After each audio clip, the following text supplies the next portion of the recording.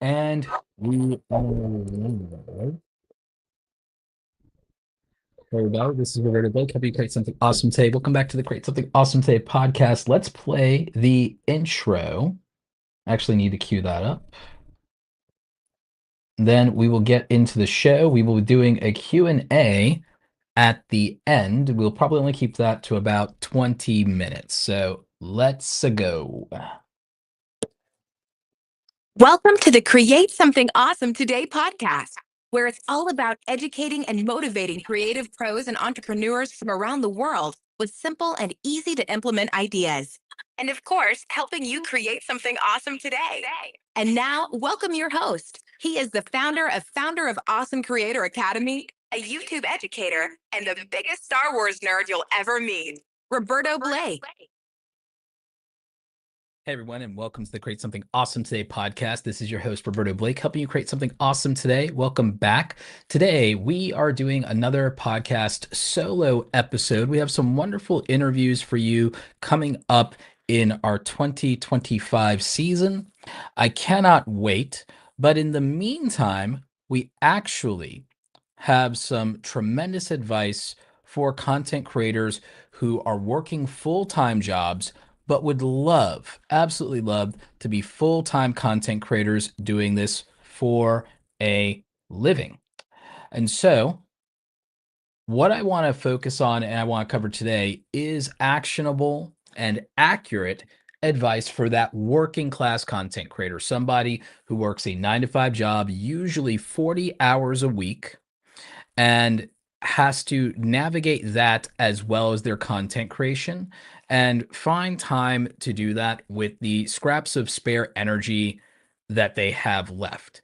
It is something that I relate to in a somewhat different way, in the sense that for me, I actually run a full-time business and I was a full-time freelancer. For those of you who follow me on X.com, formerly Twitter, you've seen what my daily routine and schedule looks like in terms of my daily task, my weekly task, and it's a lot. It's actually very similar to what I experienced when I worked a full-time job in marketing in terms of how I relate to content creation. I do the same job and task that I actually used to do when I was the marketing manager at a company, when I was a senior designer at an ad agency. The things that I have to do as a content creator are exactly the same. And I know that's not necessarily relatable for a lot of you, given that you probably don't have that type of background. But what I will say about it, and this is key, is if you're a full-time content creator or aspire to be, and you have other responsibilities, job, family, you're trying to balance those things, it is extremely important that your life be structured. As much as we're creative people who love the idea of, hey, why can't I do things when inspiration strikes or when the mood takes me?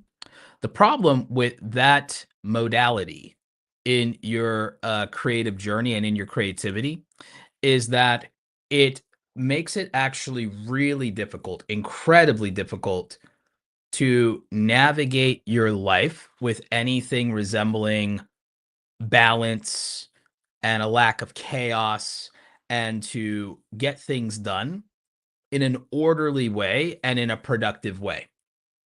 So that's just the harsh truth of it. And a lot of people struggle with this. And I mean, a lot of people. So, what do you do about this? How do you adjust this? And how do you make content creation something right size in your life where you can thrive?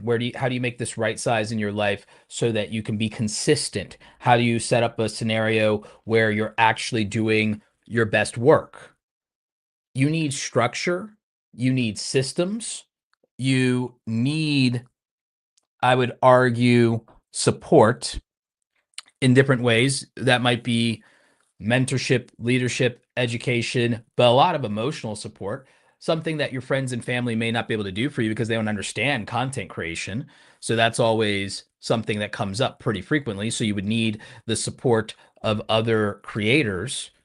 You need, I would argue, an actual strategy to be successful, because you could have all the structure and systems, but what's actually guiding you toward a purpose? What's guiding you to a goal here? What's the intentionality behind it? So I think you need structure. I don't think you can just follow your passion without a plan to deliver on it, especially if you want to make it profitable, you want to make it your full-time job. Well, when you want to succeed in other endeavors, you need a plan for that too.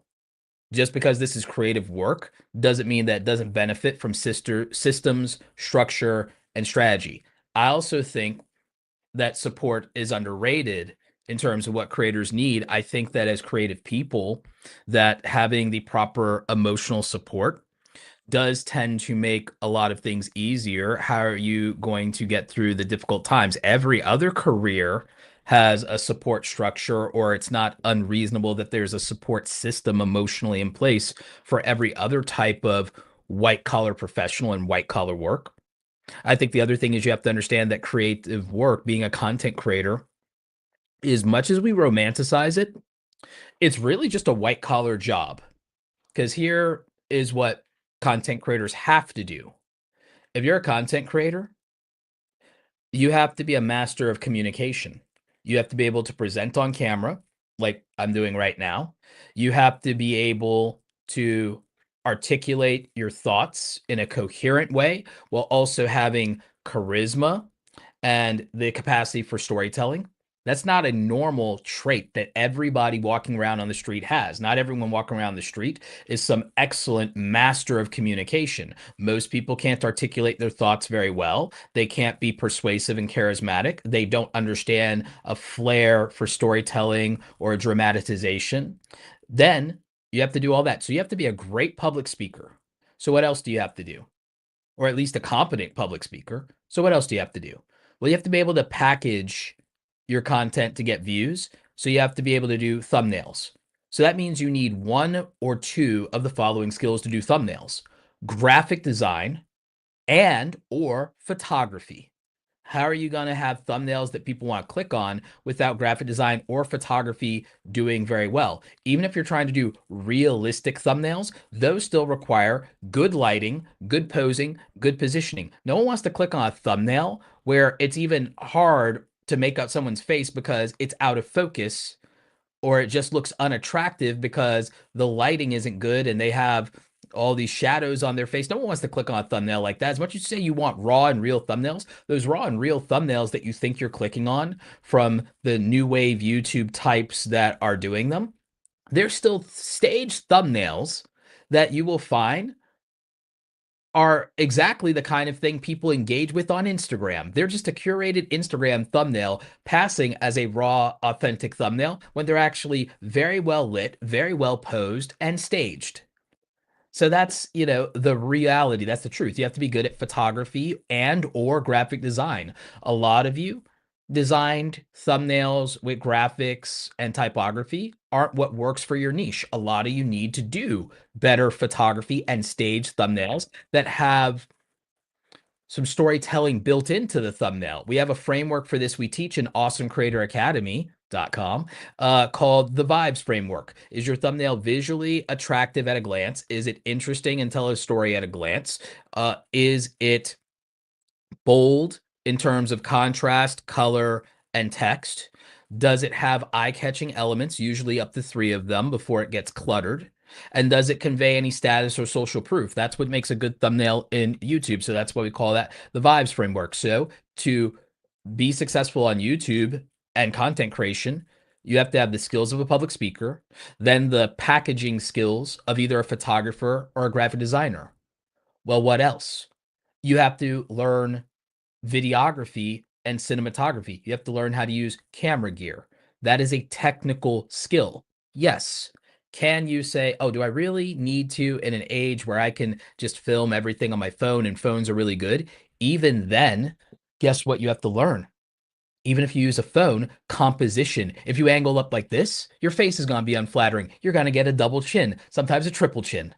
So you can't just be willy-nilly with the cinematography. You have to understand that. You have to understand eye contact with the camera. That's why I'm using an Elgato prompter now in the podcast for the main camera, so that I can look directly to the camera And then I can go ahead and go, okay, I know how to make eye contact now because now I'm not looking down at screen. If I was looking down at screen during the video part of the podcast for the people listening on audio, then it'd be a distraction to people. So that's something that a lot of people take for granted. You also have to be a good public speaker beyond the good cinematographer and have good on-camera presence and be an on-camera talent to know how to communicate and how to evoke emotion.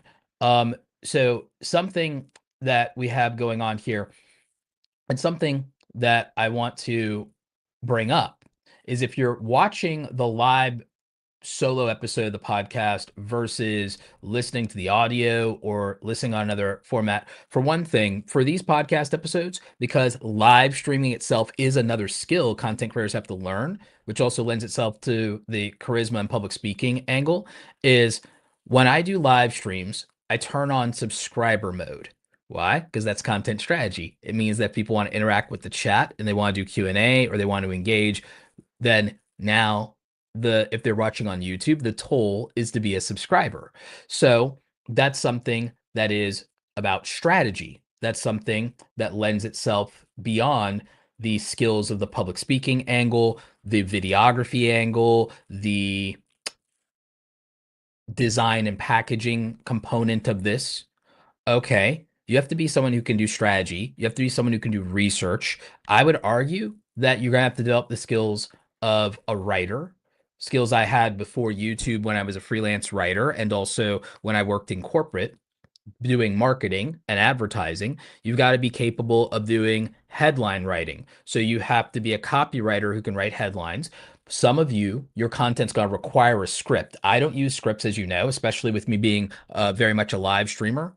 I do bullet points. I do bullet points and outlines. I'm not using bullet points and outlines for my teleprompter, but I could. And that would actually be really smart, or I could have them here on the screen, what have you. Doing that gives your content structure and flow that makes it valuable in terms of replay value. Even if you're doing a live stream or if you're doing a podcast, that would be important. The ability to curate questions for your guest if you're going to be an interviewer and ask them good questions and do the research component of what would be appealing, attractive, and beneficial or entertaining to your audience.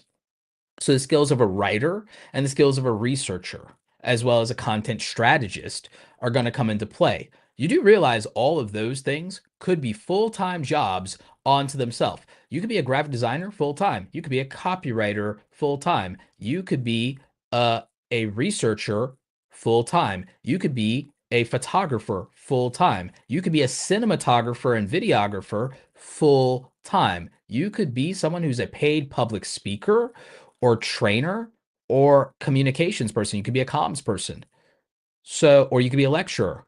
So all of those are full-time jobs unto themselves. Understanding analytics as a content creator. Okay, so data analysis and research would be a full-time job. Being a content creator has no less than 8 to 12 skill sets behind it that each qualify for a full-time job. So the reason that a lot of small content creators, small YouTubers, new content creators struggle, and why on average it takes 5 to 7 years for most people to be successful if they don't have any guidance, if they don't have a mentorship, or if they don't have certain resources, or if they don't have full-time freedom. The reason it takes people so long to succeed is that working class creators with full-time jobs only have 10 to 20 hours a week tops free to pursue anything outside of work and potentially family. That doesn't leave a lot of room to develop the 8 skills to 12 skills that I just laid out for you. And then on top of that, put those skills to work and execute on high quality content.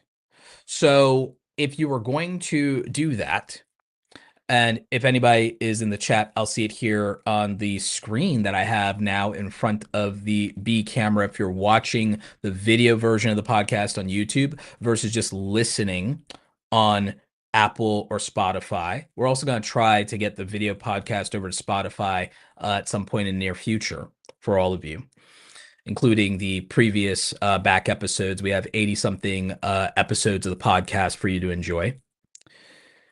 One of the things that I feel is overlooked and glossed over is how would you parse the time to become educated in these different skills and then execute them well and then also expect to grow? The reason most content creators quit is because they don't get an audience of 10,000 within their first 3 years most of the time. And because they don't get to that within the 3 years, they get discouraged. To get successful and to cross a threshold of maybe 50,000 plus, and then to be making $5,000 to $10,000 a month to be able to go full time takes most people 5 to 7 years. The reason it takes 5 to 7 years is because the first 3 to 4 years really are tuition. It's them learning and splitting their time of learning with actually doing. And so that's the issue. Now, there are things you could do that would accelerate your learning curve. Some people accelerate their learning curve by doing more and making as much content as possible and iteratively getting incrementally better 1% with every video that they create, every time that they publish, every time they engage in social media. That is one method. That is largely the method I used. It's what allowed me to go when I went daily with content creation. I went from 20,000 subscribers in February of 2015 to blowing up, quote unquote, without going viral. I blew up without going viral by just doing quantity over quality, or what I would call volume of value. And I did heavy search content daily for a year and change, about 14 months.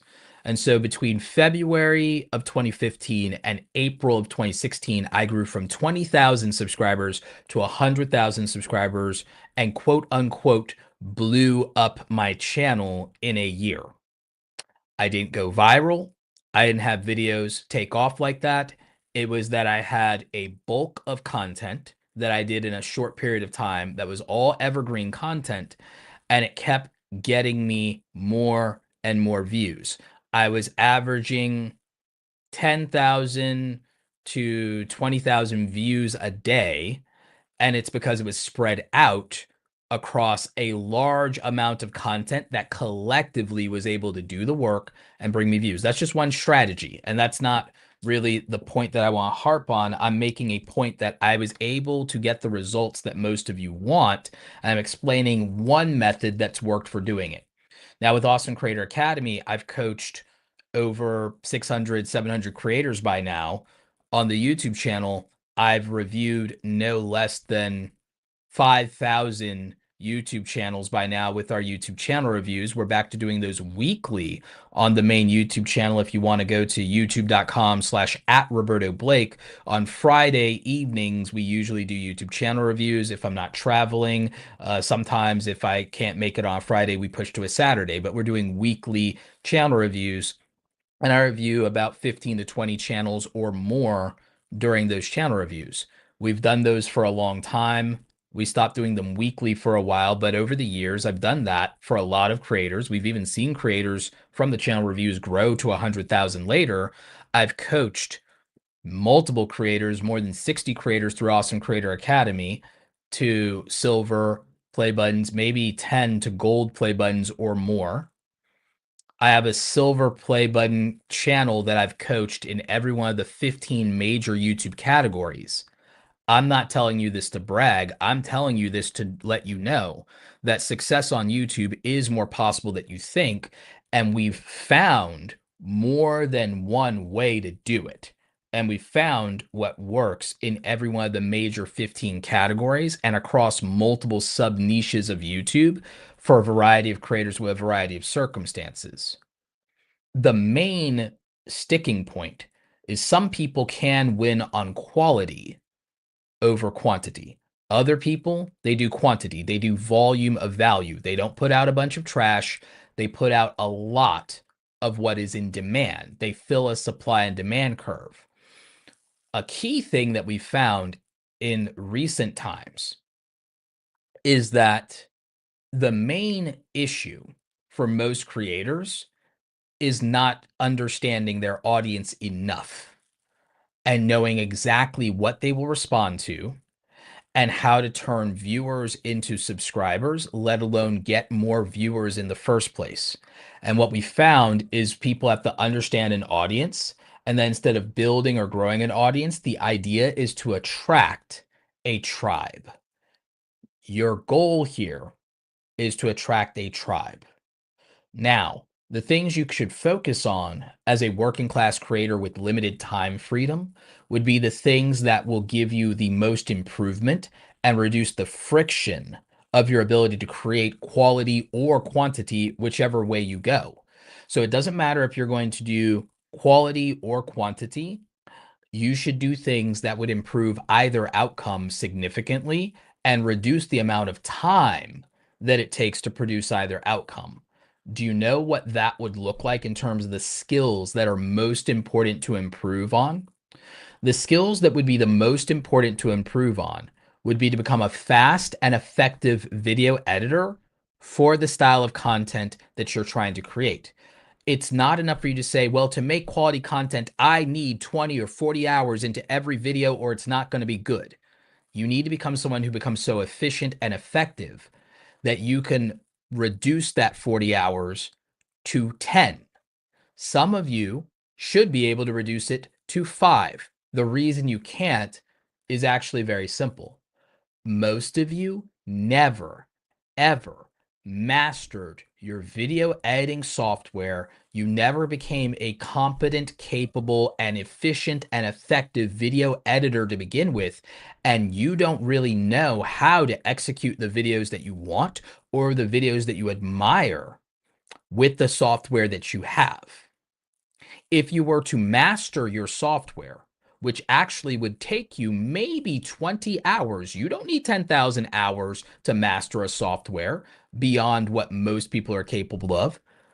The videos you love to watch in YouTube are something that learning the techniques and the principles of those videos is less than 20 to 40 hours of training.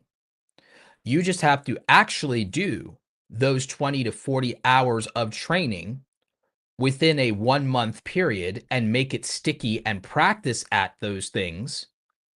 And then you would actually be capable of editing and executing on those videos every single time with confidence. And a lot of it would be muscle memory now and retained. And you also would understand the principles of when to execute certain video techniques and when not to. So understanding the principles and understanding the techniques and understanding how to execute them in your video editing software and when and why to execute them, the 20 to 40 hours of training on video editing would be the single most important thing you could do to reduce the bottleneck of your videos and would stop the compromise for you between quality and quantity content. You can do either or both once you master video editing, since it's the thing that takes the most time. But the thing is, a well-edited video and well-executed and well-produced and well-performed video doesn't matter if the packaging is bad. So then the next most important skill that holds you up would probably be focusing on what makes an effective thumbnail. So that's you learning the principles of graphic design and photography so that when you make a good video, you can package it correctly in a way that will look attractive at a glance to your desired audience avatar, the tribe of people you want to attract to your content and that will love it and will relate to it. So, that's the deal. And there are a lot of people, to a point that one of our live viewers, Malevolent Elephant, is bringing up in the chat, is that a lot of people over edit their videos much of the time. He's absolutely right. A lot of people do over edit their videos. And the thing is, it's not even what the audience is looking for. It's not really what the audience is even looking for when it comes to the content. What the audience is looking for is something that is compelling and that they relate to. And Part of the claims people are making about YouTube easy mode and blowing up channels and how anyone can blow up or how small YouTubers can blow up, the reason they keep saying this and telling you guys about blowing up on YouTube with so-called easy mode is easy mode isn't actually accessible to everybody. But one of the key components of that idea is the idea that you don't have to do a lot of editing. And the thing is, that is true. But what you have to understand is to not do a lot of editing, you still need good audio, you still need a good idea, and you still need attractive packaging. And sure, you can get views without a lot of editing. The thing is, a lot of people don't even realize that their favorite big YouTubers, a lot of them don't do a lot of crazy editing. Most of what you're seeing is about how they're filming the video and how they're presenting the video and how they're delivering the idea, and not necessarily how they're editing. Most of you cannot identify fancy editing techniques in the most popular videos in YouTube. In fact, if I watch multiple videos that have over 1 million views in 30 days or less, or a week and less, if I go and look up so-called viral content, the thing is the editing techniques are very minimal and there's not as much of them as you would think. Mostly it's jump cuts. And then outside of jump cuts, it's mostly jump cuts. Some of them will have transitions, but only in the first 3 minutes of the video will those transitions and effects continue to exist. Motion graphics motion graphics text, not really a big deal. It's a parlor trick. It looks more impressive than it actually is. Most software has plugins that can do it really easily. Dropping it in is not a big deal. Okay. Not all of the big YouTubers use a lot of fancy B-roll from like Storyblocks or what have you. So what are they doing? Well, okay, there's sound design, there's sound effects, and there is motion graphics where a meme or something might pop up on screen. That's a parlor trick. It's not really the thing that makes you want to watch the video again. It might keep your attention, but if someone can just be charismatic, they can keep your attention. If they're doing a backflip on camera, like I show speed, they could keep your attention. So it's not really that significant to the video. Some of the greatest storytellers in YouTube, there's almost no special effects in their videos. Take Casey Neistat, for example. There's almost no special effects in his videos. Almost everything is done in camera. He does whip pans in camera. That's cinematography, not special effects. There's motion constantly throughout a lot of his videos. That's cinematography, and that's him using his electric skateboard as a dolly while vlogging. That is not an editing technique. Casey Neistat's videos are minimalistic in their editing. His text on camera is rarely animated. It pops up and it goes away. And it's the default Helvetica font in Final Cut Pro. It's not special. His time lapses are usually done in camera. They're not necessarily a feat of editing. As far as a feat of editing, they're a feat of editing that takes anyone who knows how to do it less than 5 minutes to execute. So what is the special editing techniques and how would you edit like Casey Neistat? Casey Neistat's videos are not a matter of editing. They're a matter of cinematography, storyboarding, and planning. He rarely uses audio effects in his videos if you watch his vlogs at all. He will use subtle mixing of background music and for certain segments and for things like the time lapses and the visual transitions. Casey Neistat's videos are the byproduct of storytelling, not editing. And a lot of content creators mistake video editing for storytelling. And that's the problem.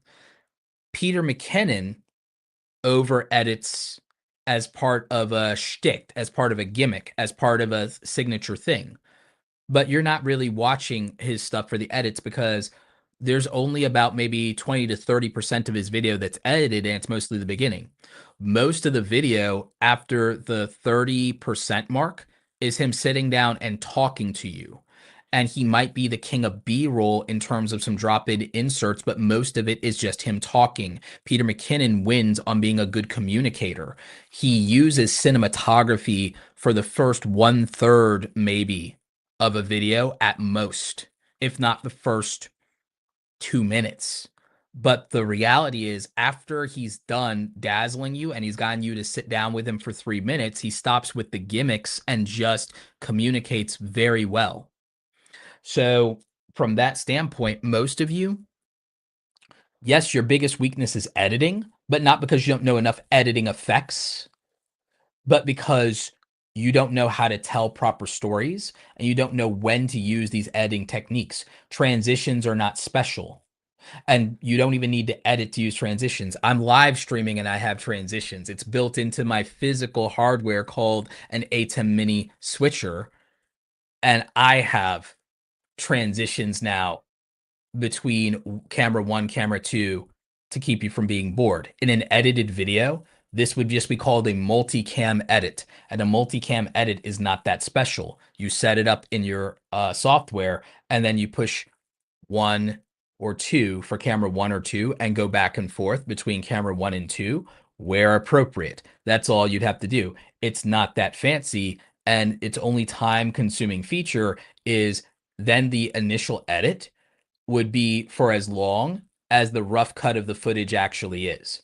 So that means if you have 10 minutes of actual material between two cameras, then you're going to have to do a watch through of 10, and it's going to take you 10 to 20 minutes watch through. And then, oh, look at that. We multicam edited in real time. And then, oh, that was the video. Oh, well, let's drop in some background music, shall we? If you actually had been doing what I would suggest for a lot of you is instead of trying to figure out what music suits your content in real time, what you should be doing is every 3 to 6 months, just build a soundtrack of 20 songs that fit the vibe of your audience and your communication style. And now you have a soundtrack for your channel every 3 to 6 months that you're refreshing with music that fits your vibe, your mood, and your tonality that you like. Curate that on a weekend. Spend 1 to 2 hours on a weekend picking out the music that you're going to use for the entire quarter, for the entire season, for the next 90 days.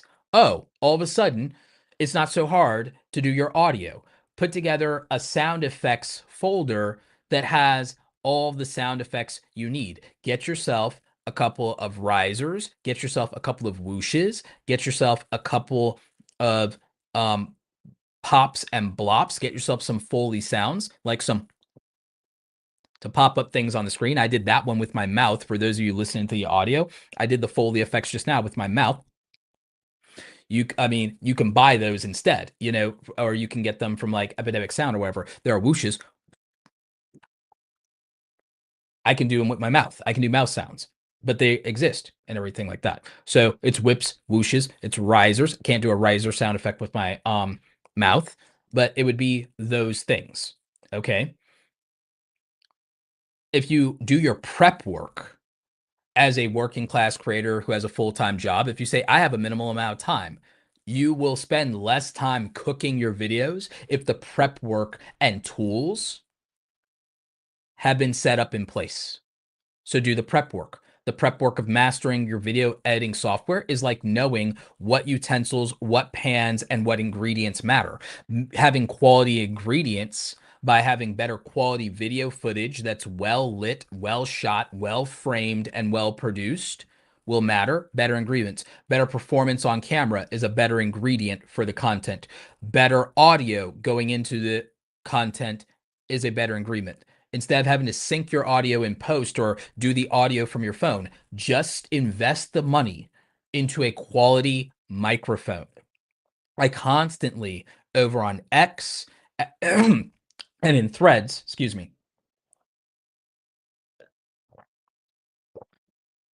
in X and on threads, I constantly recommend good equipment for almost any budget when it comes to audio. However, at this point in time, I think if you're a solo content creator who doesn't do interviews, you just need to find the $89 to buy the DJI Mic Mini, the DJI Mic Mini. It is going to essentially be the best option for most of you for audio. You're a vlogger, you film in your house, you have wooden floors, you travel. Just get the DJI Mic Mini, and this will solve almost all of your problems. Use the USB-C attachment to put it directly into your camera. If your camera doesn't take USB Type-C, get an adapter and do that. If you film on your phone, the receiver plugs in USB Type-C. Go ahead and do that. It's $89 for the perfect wireless microphone, and the quality is excellent, and you won't have to mess around with it too much when it comes to your audio software. Also, by having good quality audio directly into the video track, you won't have to worry about learning the technique to sync audio in post for whatever your software is. I think you should learn that technique so that you're not scrambling. Right now, I'm going to list off the video editing techniques you should master for your software. For all of your software, all of you already know about jump cuts, which are usually called J cuts. You need to learn about J cuts and L cuts. Learn about J cuts and L cuts. Learn about audio mixing.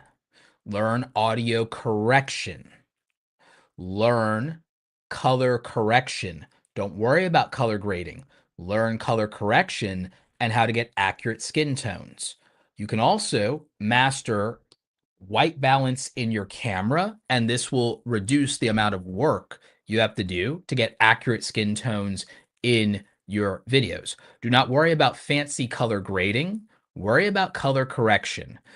Don't worry so much about crazy audio effects. Just learn to mix audio volume to not overpower your voice. So learn audio mixing for your music tracks and your sound effects tracks. Learn the timing for sound design. Learn that that's about timing. Also, learn the basics of audio correction. The main audio correction techniques that matter are noise reduction, denoise, de-reverb. So when you're dealing with, let's say, hardwood floors, lower ceilings, and the sound quality sounds like it's bouncing back or it's reflective or there's a little bit of echo or some tinniness, that's going to be a reverb issue, and you need to use de-reverb in your audio correction. What you want to do to reduce things like noise from electricity, fans, air conditioning, that's denoise. And that's also noise filtering or adaptive noise reduction. This is what it's called in almost every audio editing and video editing software. This is also what it's called in Adobe Premiere, if you use Adobe Premiere Pro, and if you use Adobe Audition, and they have shortcuts for fixing these. If you want your voice to have a little bit more richness and depth, I recommend that you either use the broadcast voice filter in most software, or you use a technique called voice thickening. Going past that, when it comes to fixing your audio, it gets into dangerous territory where it gets overwhelming. But those basic techniques are enough for anyone with a decent microphone to do well. If you're a streamer or content creator who films at their desk, the best affordable microphone is not the Blue Yeti. It has a lot of issues, a lot of problems with reliability and quality. You don't need the Joe Rogan Shure SM7B like I use. However, if you want something that is affordable but equivalent to that, get the Shure MV6, which is a USB Type-C streaming microphone. I've used this when I travel. It is perfect. I cannot tell the difference between this $160 streaming microphone and a $500 Shure SM7B or DB. So I would go with that in terms of if you want perfect audio, the answer for it is to save up $90 and buy the wireless microphone that you're going to need one time. Or if you're sitting at a desk, to buy the podcast microphone and streaming microphone that you're going to need one time. And that's a $160 purchase. And then you have perfect audio. And most of you will never, ever need to upgrade again if you do that. That's how simple it is. That will give you the audio quality. When it comes to better quality videos that people will subscribe and that will retain to, a lot of your video not looking good isn't because you don't have a fancy camera. It's because you have bad lighting. Lighting matters. So when it comes to lighting, if you want a very affordable, will work anywhere in any location light or set of lights, if you are on an absolute budget, you have two really great options. If you don't wear glasses, you can get a ring light from Neewer, spelled Neewer, and that ring light will cost you about $89. And for most of you, it will be perfect. It will be the only night light you need for a very long time. If you film at a desk and you have a very low budget, go ahead and get two Elgato Light Minis. They're small, portable, travel size lights that are roughly a little bigger and thicker than your iPhone and about 2 to 3 times as heavy. If you put those on top of some very small, lightweight desk tripod or something like that, or clamp them onto something because they're magnetic, or get some small $15 clamps or cheap tripods for them, that's all you need. For those of you who've been following me on X or who follow my post anywhere else, you see that I use two of those in my travel bag whenever I have to film from a desk or live stream from a desk at a hotel. And it works out great. It's great lighting. The quality is tremendous. They get super bright. Those are about $40 a piece. The Elgato Key Light Minis are travel size. They can fit in your purse if you're a woman. They can fit in a messenger bag or camera bag very easily if you're a guy, or even a shoulder sling bag. They can fit in your back pocket if you don't wear skinny jeans. $40 a piece, perfect lighting. If you don't want to be super cheap and you film at a desk, get the Elgato key lights that are $159 a piece. Get two of them. If you film and your desk is against a wall, bounce them off of your wall the way that I do.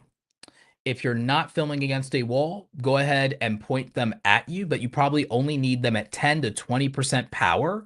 They have built-in diffusers. They're very thin and they clamp to your desk. That solves your problem. If you're not at a desk and you want a one light solution, just go ahead and get a Aperture Amaran D160 or D200 light and go ahead and put an octagonal dome or a dome light mini on it. This is probably going to cost you in total maybe $300. But if you want a one light setup solution that will still give you the lighting quality of a big YouTuber with 100,000 subscribers without breaking the bank, that's your option. And then your lights are perfect. Then your audio is perfect. And even if you were to film on your phone or to film on a $500 camera like the Sony ZV-1F or a $600 camera with a $200 lens like I'm doing for my B camera on the video podcast with the Sony ZV-E10 and a 20 millimeter lens that you can buy for probably $150 used somewhere or 220 new on Amazon, the 20 millimeter f2.8, then that does it for you. And if you get a Sony ZV-E10 and a good set of a handful of lenses, that would give you the quality of a 100,000 subscriber YouTuber or the largest streamer in Twitch, let you get a blurry background aesthetic all you want, and have high production value and the ability, if you do vlog-like content, to do cinematic vlog-like content like most big creators. If you just combine that with good audio and good lighting, that is literally all you need as a content creator. And that's it. It is an investment, but that would mean that you'd have quality going into the camera and coming out in the edit, which means you're only polishing a gem. For those of people who've heard all this YouTube easy mode nonsense about anyone can blow up, the thing is that works And being raw and unpolished and unedited works if all we're talking about is a gem. If it's a gem, that works. If it's a diamond and not rough. But if it's just rough, editing will not save you. So no editing software is going to completely save garbage audio. No editing software is going to save bad lighting and out of focus video. We just aren't there yet. So quality sound and quality visuals help with retention. And obviously your charisma and your presentation on camera and your performance and the storytelling and storyboarding will do more for you than the edit does. Because what you will notice is most of Casey Neistat's videos don't have garbage audio. They're not out of focus. And he doesn't film in god awful lighting if he can help it, and not for very long. Because none of those things are in service of the story that he's telling. None of those things are in service of a better viewing experience. So raw for the sake of raw is a lot of people basically trying to excuse their laziness and say that random serendipity will allow them to go viral with a low effort production. And that's not fair or true. And it's disingenuous to believe that anyone can blow up, because if that were the case, none of you would ever have to listen to this podcast. So the truth is that you need to attract your viewers, and a good way of doing that is doing the work to become a polished gem. That means becoming a better speaker, becoming more confident on camera. Some of that might come down to your style and to your dress will make you more confident, more charismatic, make you feel more attractive, make you look more attractive. Some of you, you're doing yourself a disservice. A lot of you are attractive, but you film at the least flattering camera angle for your face or your body possible. Having a great camera and great cinematography and then filming at a poor angle that gives you a double or triple chin is meaningless. Having a great camera and poor audio is meaningless. Having a great video that does everything right and then putting the worst packaging possible in terms of the title and thumbnail is meaningless. So you need to do the work to make the best impression possible to attract the audience that you want, and then have a quality experience that makes them want to come back, but not only come back, want to bring friends with them. Primary example, if you're enjoying the program right now, if you're enjoying everything I'm doing, make sure you subscribe to the YouTube channel. Make sure you are giving us a subscribe and give us a 5-star review and rating in Apple Podcast and Spotify Podcast, as that helps us with the algorithm and helps us get discovered by a broader audience in all platforms. So make sure you're not only enjoying the podcast yourself, tell your friends about it. Bring your friends, bring them to the community. Let's have them be part of this.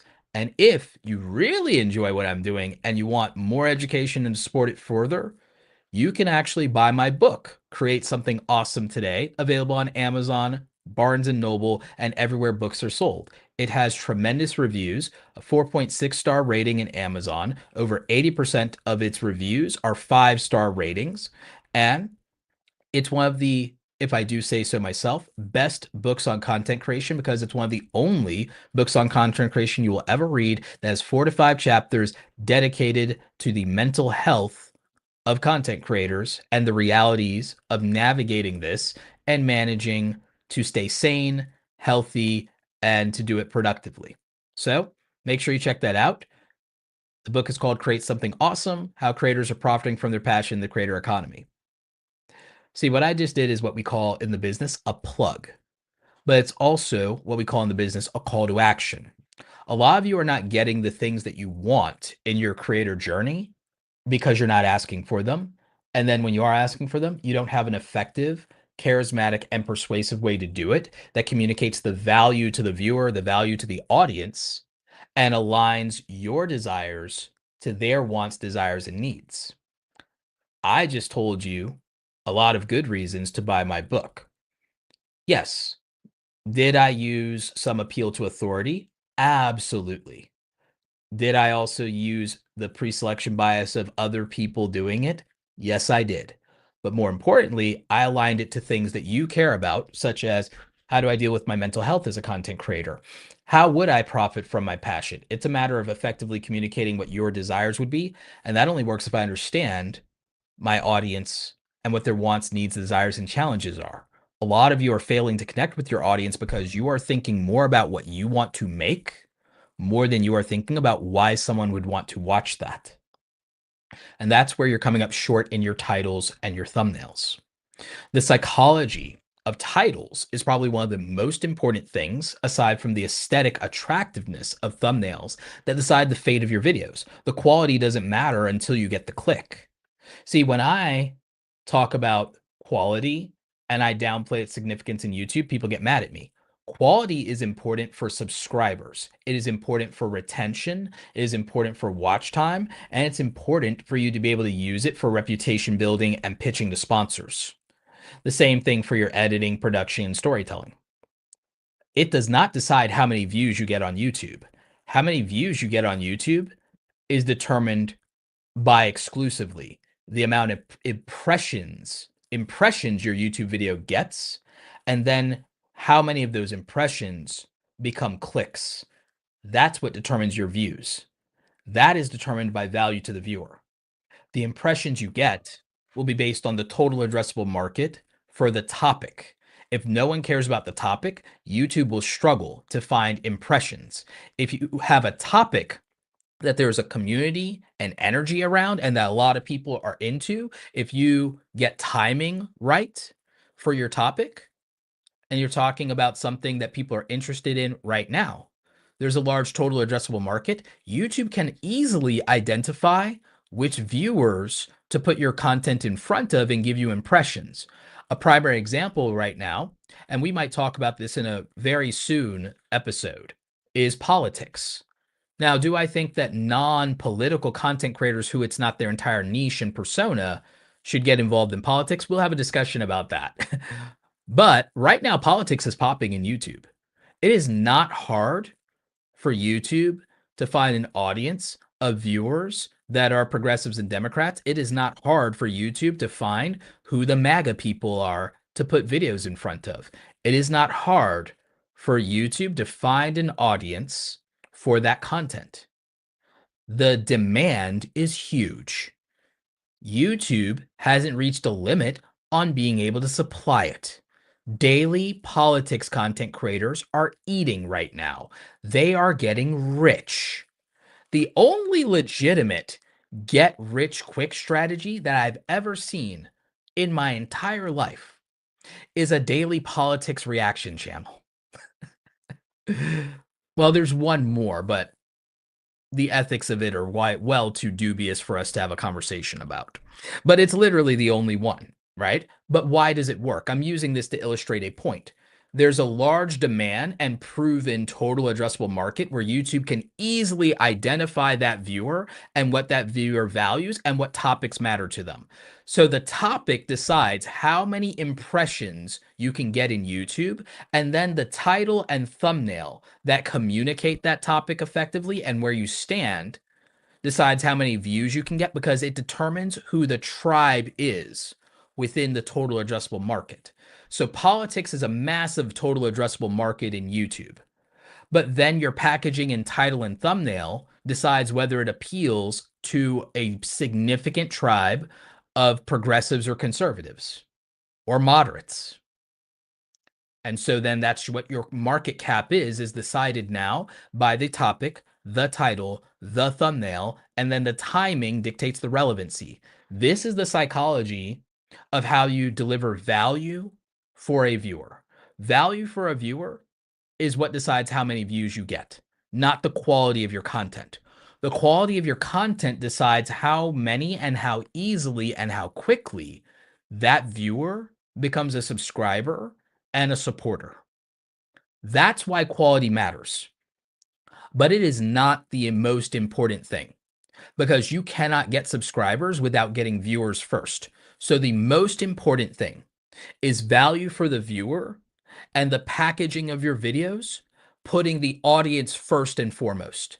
Audience first creator. Being an audience first creator, being a value first creator, and creating value for the viewer is the most important and most significant thing that matters in your content creation, not the quality of the content. The quality of the content would be the second most important thing. And then what will give you the largest overall outcome is if your quality and value both are not the highest possible they could be, which would lend you, by the way, if the value and the quality is there, then sure, you don't need to be daily. You don't need to be consistent. You don't need multiple uploads a week if those are at the highest of the high. If those things are at the highest of the high, if those things are 5 out of 5, then being inconsistent won't matter to as many people. An example of this being the highest of the high is CoffeeZilla. He has the highest levels of great and effective packaging and messaging for value for viewers, and then the highest quality experience in his entire category. So he's a 5 out of 5 in those two things. And then he's a 2 or 3 out of 5 in consistency in terms of his upload frequency and capacity. So, but he doesn't need to be as consistent. He made a secondary channel, Voidzilla, where the quality level of the content only needs to be a 4 out of 5. The value in packaging is still about a 4 out of 5, where the title carries it more than the thumbnail. But the thumbnails are not sat there and it's not his face being blurry. It's a well photographed, sharp thumbnail. He's using his facial expression to carry it. So the thing is, his packaging is still about a 4 out of 5, if not a 5 out of 5 there. Still about 4 out of 5. The production value, it's stripped down minimalism, but still great cinematic lighting, perfect audio, great performance, same great host, same value proposition, great delivery, doesn't need the content to be as researched or scripted, but he also does his due diligence regardless. So it's still a 4 out of 5 to a 5 out of 5, but it's just done in a much more conservative, minimalist way that allows him to do more consistent quantity, and it's extremely effective for him. And so then on a quantity side, he's a 4 to 5 out of 5 there for that audience who loves what he does on his main channel, but is chomping at the bit of, I'm not full yet. That was really good, but I've got room for dessert. What else do you have? And so it's room for dessert after the meal. And so it's a supply and demand curve. So he's brilliant on that. That's why his Voidzilla channel, his secondary channel, is growing so fast and gets so many views. So I'm just using him as one case study and storytelling example here for you to understand that quality is not necessarily the most important thing in the equation. And there are content creators who balance this out or use different mixtures, let's say, different recipes to still be massively successful. So there's more than one recipe here, but the components we're talking about still matter. And I would say that universally, if you keep these things in mind, they're important. So what about the creator who has a full-time job? CoffeeZilla is a full-time content creator. What about the creator who has a full-time job? The creator who has a full-time job could actually still do very effectively with a decent amount of quantity, let's say 2 to 3 videos a week, and only spend up to 5 to 10 hours max on any video. I would say 5 hours is about the right amount, but they'd have to be very good at editing. And the way is like, what if my content takes research and thoughtfulness and script writing? I would tell that content creator to position the topics and ideas for their videos in a way where the research can be beneficial to them more than one time and they can stretch this out. Consider doing mini series. They don't have to be watched in a sequential order, but where the research benefits you over and over and over again. The smart play for this is true crime channels. A lot of true crime channels will do a series where they do a lot of research one time, and it lets them get multiple videos, multiple scripts, and they're able to do multiple videos and do them thematically, either focusing on a series thematically, like for example, maybe they have specific victims, or they have specific crimes that they're covering, or a specific type of crime, or a location. So or a specific storyline. So they're able to do the research and do the prep, and then they get multiple scripts out of it, and then they can film and batch record content back to back to back, and then they can do an editing spree. And so they can make their content efficient and effective. Now, not every genre or niche of content lends itself well to this. I think for people in the gaming community, if they build themselves a really effective thumbnail system, and then they take advantage of live streaming, and they did either vertical live streaming of their game if their game fits for vertical live streaming, or they did a dual streaming strategy daily where they do widescreen and vertical to take advantage of traffic to just get more reach and awareness. And they did this for 90 to 100 days. I think it could really jump a gaming channel and help it grow significantly. The other good thing about gaming channels saying, you know what, I'll do 1 or 2 edited videos a week where I only spend 2 hours or 5 hours on the edit and not get crazy here. And then I'll just stream daily for an hour and a half. It gives you a fixed schedule, because when the streams are done, they're done. And it's a 90-minute commitment a day. And it means content is out there. And as long as the quality of the stream was good, you made quality content. From there, maybe you're able to get shorts out of that. Maybe you're able to get clips out of that. If you take my approach to a dual streaming strategy and you set up a camera, if you do that, if that's your thing, if you do face cam, and you set up a camera system and you set up OBS or something, and you stream both vertical and horizontal widescreen, then the shorts basically make themselves. You're just clipping with OBS at that point. So not clipping with OBS, clipping with Opus Clip. You could just use Opus Clip. And so then that would help you, and you'd be able to get quality content because there's quality going in, and now it's just a matter of repurposing. So there's a lot of opportunities, and there's a lot of great ways for you to make high quality content without going to the extreme on effort. The extreme is in the prep. The extreme is in the prep. And the thing is, even if you're not a gamer, there are other methods for a lot of different other styles of content. And a lot of content creators who work full-time jobs, what they should be doing is they should be filming most of their content on their weekends, and they should be doing prep work and other things during the week, and they should make sure they're fully rested. Don't film when you get off of work.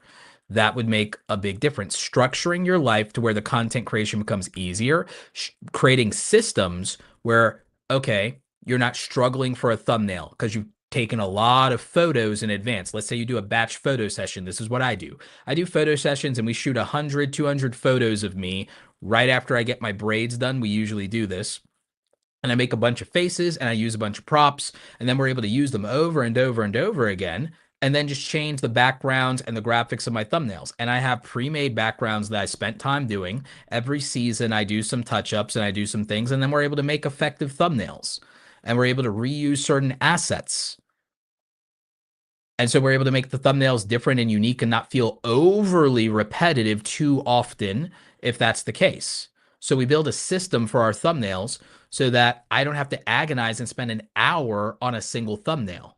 I don't have to spend that long on it because the ingredients are high quality. The system is in place. So, I don't have to make a background from scratch. We have 10 of them that I've pre-made, and they're good. And I spent time making those, the prep work. I don't have to go shoot a new photo or pose for the thumbnail. We have 100 of them. We have 200 of them. We'll just use this one. If I do need to shoot a new pose for a thumbnail, what do? I already have my lights always in place to where we have good lighting. I already have those things in place. I can either use my remote clicker and pose and do it myself and get the timing right, or I can have my brother take some photos for me, and then, we've got my thumbnail now. So it's a matter of prep work. It's also a matter of, do I have a system in place to where if I haven't done the prep work, to where I can turn something around in less than 20 minutes and get what I need that was missing.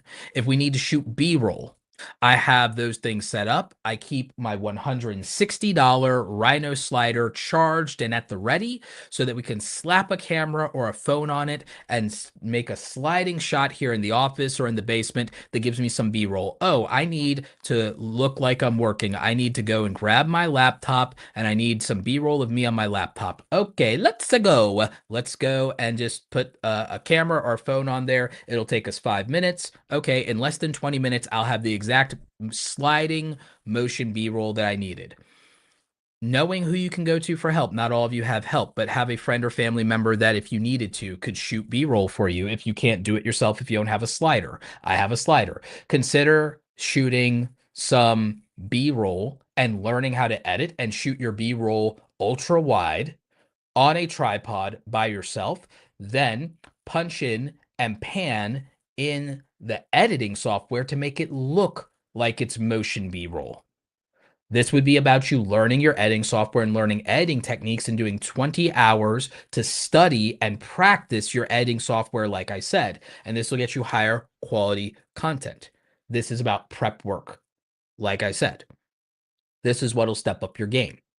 As those of you who watch the video version of the podcast can see, it's the prep work that's allowing me to have the highest quality video podcast that I can. The only thing I'm missing is a third camera angle, and then what live streaming podcaster or streamer is competing with my quality. As it stands, we have a soundboard and we have sound design, as you guys who watch the beginning of the episode can see. We have sound design and we have a soundboard.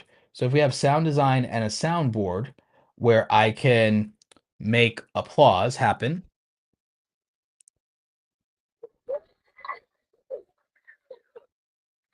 if we have visual switching with manual keys where I can have a secondary camera angle that also allows me to look at the chat and read off of the chat, where I can see that we have people like Nard Villain or Malevolent Elephant in the audience during the live chat.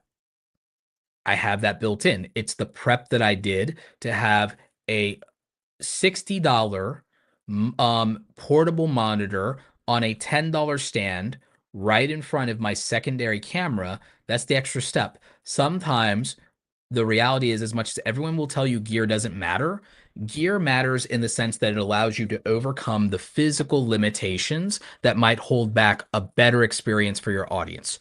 The audio quality that you're getting to hear for the podcast is some of the best out there because I'm using the Shure M7B, the Shure SM7B, I'm sorry, the Joe Rogan microphone. I'm running it through a Cloud Lifter and a Rodecaster Pro. It also helps that I did the prep work of turning off the heater and just throwing on a sweater so that, in the January cold weather here in good old Atlanta, that my heater isn't interfering with the quality of your experience. I went, and because there was a wire coil that was whining in my Mac Mini setup, my M1 Mac, I upgraded my Mac just to have a quieter computer on the desk so that it doesn't interfere with the audio. I have the $160 Elgato lights. I'm not saying any of these things to flex. I'm making you understand I invested in creating the best audio and video experience that I know how to for the audience, for my live streams, for the coaching calls I do in Awesome Creator Academy, for our pro group, for my one-on-one coaching calls. It definitely impresses the sponsors that I meet with on our Zoom calls one-on-one and our group calls how well this is. And I even invested another $300 in a teleprompter, not because I need any teleprompter, because you know how well I do unscripted, but just so that when I'm doing a one-on-one call or a group call or even a live stream or podcast with all of you, that it's easier for me to make eye contact with you as the viewers. I got this other $60 monitor so that when I look at the B camera or when there is a chat or a super chat, that I can look here and I can see in the chat and I can be looking more in your direction or even make eye contact and glance down and see Nard Villain or Tim the developer or Uncle Javison. And then it's more natural for me to look more or less at the camera here than to try and read that on screen or look down or so on and so forth in the A camera. And there's someone right now, Tim the developer, is asking, hey, Roberto, why are you switching and why do you prefer switching with the ATEM Mini versus the Stream Deck? And that's a great question. It's because with the ATEM Mini, I'm able to control camera sources in a way that's wildly different than the Stream Deck, and I'm able to have HD direct quality through them. And by using the HDMI cables directly into the ATEM Mini, the quality and experience is better than me trying to do it by other means. And it also takes up less USB-C ports and doesn't require me to have as many USB-C adapters or accessories or things for my CalDigit, because I'm not using USB-C cables for my cameras or anything like that. I'm able to use direct HDMI cameras directly into an HDMI switcher. So for higher quality and professional grade quality, I prefer that. I also prefer the style of the switcher and its built-in effects, such as the wipes that are built in as well. And there are other features and adaptations that I could do with this. It's a great question. Thank you for asking. But that would be the primary reasons. So for a permanent desk setup, the ATEM Mini is just the right answer and superior. For a mobile streamer, you can make an argument that the Stream Deck would be what they would want to use or would be more suited to them. But I use the Stream Deck for other things. Example, I use the Elgato pedal from Elgato, for example, to control my lighting, so that at any point I can turn my lights on or off with just the push of a pedal. And so for me, that's ideal. I can also use it to turn off all of the Elgato lights and not just my desk lights. So I have options with regard to an either or. The Stream Deck Plus allows me to control the brightness or temperature of my lights at any given time with a knob click, and you guys wouldn't even perceive the gesture on my part, even if it changes in video. So it would be those things. There are other things that I use in my setup. I have a Stream Deck XL that has a lot of things for software when I'm doing Photoshop or video editing or doing other things, and it's less about controlling my stream. I have other features. I have ways to launch certain apps or certain websites or do certain things when I'm doing channel reviews, et cetera, et cetera. So I have a full battle station here. I have what I affectionately and sometimes jokingly call a fully armed and operational battle station. And so that's for those who don't know, that was the voice of Emperor Palpatine in Star Wars. So that is, the type of thing that I will do from time to time. So, for me, that is the extent to which I've invested in my setup and the quality of experience that I want the audience to have. And so by doing that, I just feel that I'm able to create the best content possible and be a destination channel within my niche. And I think that gear is a significant part of that investment, but only if the gear is in service of creating a better experience for your audience when they consume your content. So, like I said, for me, I think that you guys are getting a much better experience with me being able to have a dedicated display just for the chat and being able to, see your chats more clearly as they came up. In fact, um, I actually just enlarged the chat screen so it's easier for me to see. So that's why. And then in general, I think that the stream is just better for me having two camera angles. And it also, to some degree, is just nicer for you to get more of a view of, my own setup and my own office and such. At some point, I still keep debating the third camera angle, but it might be nice to have a third camera angle that is just different a different angle and maybe more punched in and a close up. So that's entirely possible, and it could improve the quality of the stream to some degree. Um, I'm arguing with myself as to whether it breaks the 180 rule in filmmaking, but that may not necessarily need to apply to streams, and people may not care. But the little bit of the filmmaker in me sometimes cringes at that idea. But again, as much as people say gear doesn't matter, I'm proving to you in real time the things that gear does help impact. The quality of my lights definitely make for a higher quality experience. The quality of my microphone makes for a higher quality experience. The camera lens does create a nicer, softer aesthetic, and the accent lighting certainly doesn't hurt either. It does make these things marginally, yes, marginally better. Would that matter if the information was bad? Would it matter if I had a bad personality? No, it wouldn't help those things. But we're talking about polishing a gem. As immodest as it might sound, these things allow myself to polish the gem that is my own personality and performance on camera. That said, I wasn't a gem just from the start because I had good information. Good information was a solid foundation. It made me valuable. So you could say I was a valuable resource, but I wasn't necessarily a gem yet. You could make an argue that I might have been a precious metal. And so when I first started content creation, I was not charismatic on camera at all. If you watch my oldest videos, I dare you guys go back and watch my oldest YouTube videos today or even on the weekend. If you go and watch the oldest YouTube videos I ever did on my main channel, you will find that I was not particularly charismatic. I didn't necessarily present well on camera. I didn't even really do too much effort to dress well on camera or have any sense of style. And you could tell how uncomfortable I was. But I kept showing up and I kept working on it. There was even a point where I specifically decided to level up as a presenter and as an on camera talent.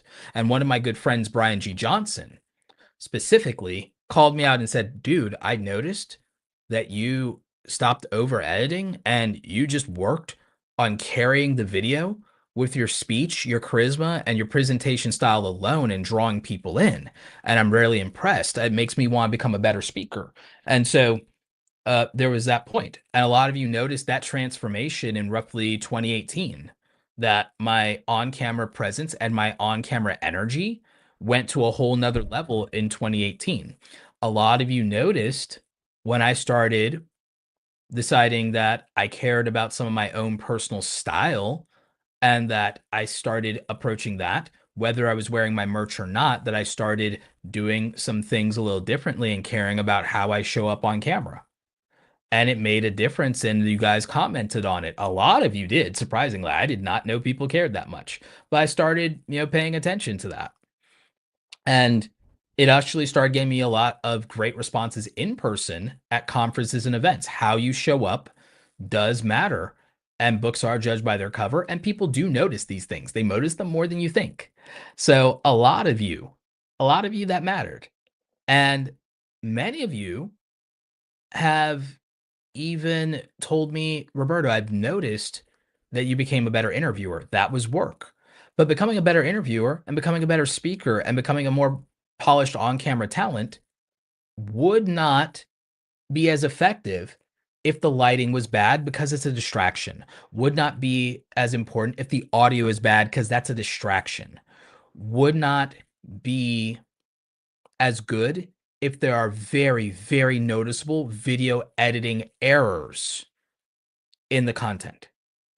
So it's important, yes, to do the work to become a person that has some substance and value, whether that's as an entertainer and a performer that has charisma, flair, and can make people fall in love with them. That's one thing. That makes you a polished gem if you're an entertainer. If you're an educator, you have to be able to become a great communicator, and you have to be able to be as good at storytelling as you are at statistics, and you have to be able to be persuasive in your speech, and you have to care about how you look and how you present, as it is part of your nonverbal communication. You have to care about things like making eye contact with people. You have to do a lot of nonverbal cues that will make you much more attractive and charismatic. You also have to become a great communicator, and you also have to master emotional connection with the audience, even around information-based content. You have to be able to communicate in a way that connects to them emotionally and gets them invested. That's going to matter. So it's not one thing or the other. People like to romanticize and prioritize the thing that they're either wish was true or that speaks to whatever insecurity that they have. But the reality is all of it matters. So for me, even if you have a full-time job, which is part of what we're talking about, and we're going to focus on that a little bit more here, you have to do the work to become a great communicator and presenter. The best way I know how to do that is for you to make as much content as you possibly can. Now, if you're worried about the quality of your main YouTube content, consider embracing short form. That doesn't always mean you do it on YouTube. Maybe you embrace short form and maybe it's on Instagram and TikTok. Maybe it's Instagram stories, but will give you practice communicating over and over in the niche content and genre for the audience you want so you can level up faster and it's not a detriment to you and a distraction to be multi-platform. If you're going to focus on quality over quantity, then in my view, you don't have an excuse for not putting time into your micro platforms like Instagram, where you can emotionally connect with your audience and where you can practice your material and practice your communication skills and practice talking to a camera and not feeling like a lunatic. So I would think it's important. So therefore, Instagram stories, Instagram reels, so that you get your reps in if you don't want to practice and build in public. I liked the idea when I was starting out of going daily and building in public. And now all of you can go back and you can watch my evolution. You can watch my journey. You can watch my growth. Do you realize how much easier it would be for me if I just scrapped every single video on my channel that has under 30,000 views so that looks like I produced nothing but bangers? And you realize how easy it would be and how many YouTubers misrepresent themselves by eliminating all of the struggle bus content they ever made, and they curate their portfolio down to only the content that makes them look good by having a lot of views behind it. And they erase their entire journey and back catalog so that all that exists is the way that they present today or that presents them or represents them best. A lot of people do that. I didn't do that. You guys have gotten to, over the years, see my growth, see me evolve, see me experiment, see me change, see me succeed, see me fail. You've gotten to see it. You've gotten to watch me build in public. A lot of people don't like to build in public. They're embarrassed by it. That's why they believe in this only bangers mentality, is because they are using it as a deflection under the guise of I will only make quality content because that's a noble endeavor and that's all I watch and that's all I want to see on YouTube or on social media. That's largely not true. It's disingenuous and it's dishonest. What it is a projection of massive insecurity and not wanting people to see them build in public and not wanting to be embarrassed by the journey and the documentation and the struggle being there for all to see, because it is embarrassing. It is awkward. Your first videos are your worst videos, as Sean Cannell would say. It's absolutely true. And a lot of people don't and cannot deal with the idea of being picked over on that imperfect version of themselves. It's like somebody who has a glow up during high school really hopes that nobody remembers what they looked like in middle school when their teeth were too big or didn't fit their face, or when they dressed like a slob, or when they had their emo phase, or when they were overweight and they were the fat kid and then they went to the gym and got a makeover, or when they had ugly duckling syndrome. No one wants to have that awkward, ugly phase on the record anymore because they're insecure. Us OG creators, we used to just let it all hang out there. Like, and we still do, largely, a lot of us still do. But that's the truth. And no one likes to confront that that's the uncomfortable truth of the common rhetoric within the creator community as it exists today.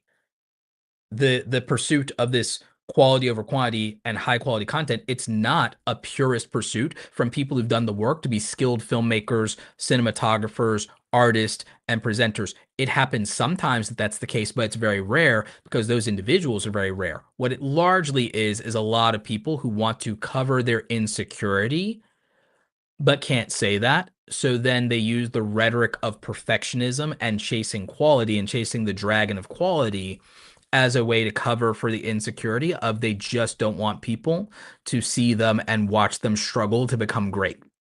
They want to show up as if they were great the entire time and be praised and want that. So a lot of successful people you know today, they're successful and it wasn't their first time on social media.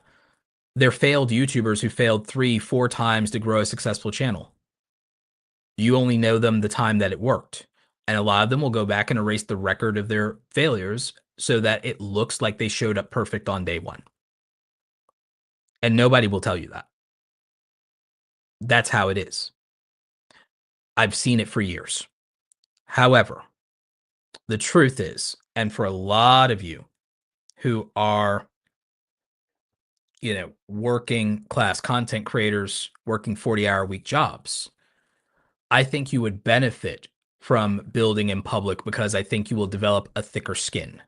I think you will develop more confidence and you'll understand the reality of content creation by jumping in head first and building in public and making your mistakes and getting feedback and criticism and seeing what that's like and learning how to deal with good faith and bad faith criticism and learning when not to respond and that not everyone and everything deserves your energy.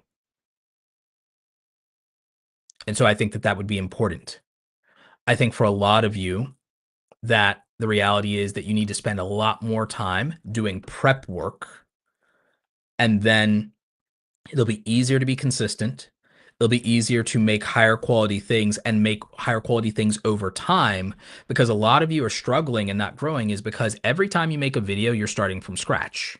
There are no systems in place to make the process easier and easier and easier over time. You're not documenting what you do and what you learn. You're not creating a system and process for executing and making it faster to do something while keeping it at a level of quality consistently all the time. And a lot of you say you're chasing quality content, but what is your standard for quality content? What is your standard? What is the standard for good audio and sound design? I'm giving you a standard when I talk about gear. I'm telling you that the DJI Mic Mini and the DJI Mic 2 are the gold standard for wireless microphones that will allow either talking head or vlogging and travel content creators and IRL content creators to have studio quality audio without even having to worry that much about the editing and post. That's what I'm telling you. So in terms of an audio standard, I am telling you how to achieve the audio standards of big YouTubers. There you go. If you want the video quality standard of YouTubers, the video quality standard of the largest content creators and even a Casey Neistat now can be accomplished in the form of a Sony ZV-E10 camera body or a Sony 6700, A6700 camera body. And if you are going to use a fixed lens that has an f2.8 or 1.8 aperture to give you the blurry background depth of field look that is the high quality YouTuber look, that's an f2.8 aperture or an f1.8 aperture majority of the time. That is going to be a 35 millimeter or 24 millimeter f1.8 lens. That is on average going to cost you $300 used, $500 up to that new. Sony usually being the best. Why is Sony the best? Because a Sony ZV-10 new cost about $699, used will run you $400 to $500, and has a flip out screen, 4K video, built-in stabilization, the capacity for slow motion and time lapse, and unlimited recording time, the highest quality audio autofocus system among cameras in its price range, and has USB-C direct connection for streaming in 1080. 720, I think there's a firmware update to 1080. I could be wrong, but you get the point. And that camera and setting up a good lens on that, if it's not a zoom lens, is going to cost you less than $1,000. For a zoom lens for that, you don't use the kit lens. The kit lens, yeah, it'll be fine for live streaming. But if you want zoom capabilities for it, you're gonna have to buy about a $600 zoom lens, ideally a power zoom lens for it. And that zoom lens should probably be an f4 or an f2 lens if you're a vlogger. If you're a streamer, you probably don't need a zoom lens. Just go ahead and get a nice fixed lens called a fast lens. Focal length you probably want is 20 millimeter. 16 is too wide for most of you. I would go with the Sony instead of the Sigma. The Sigmas are too front heavy and it has a green tint to the color.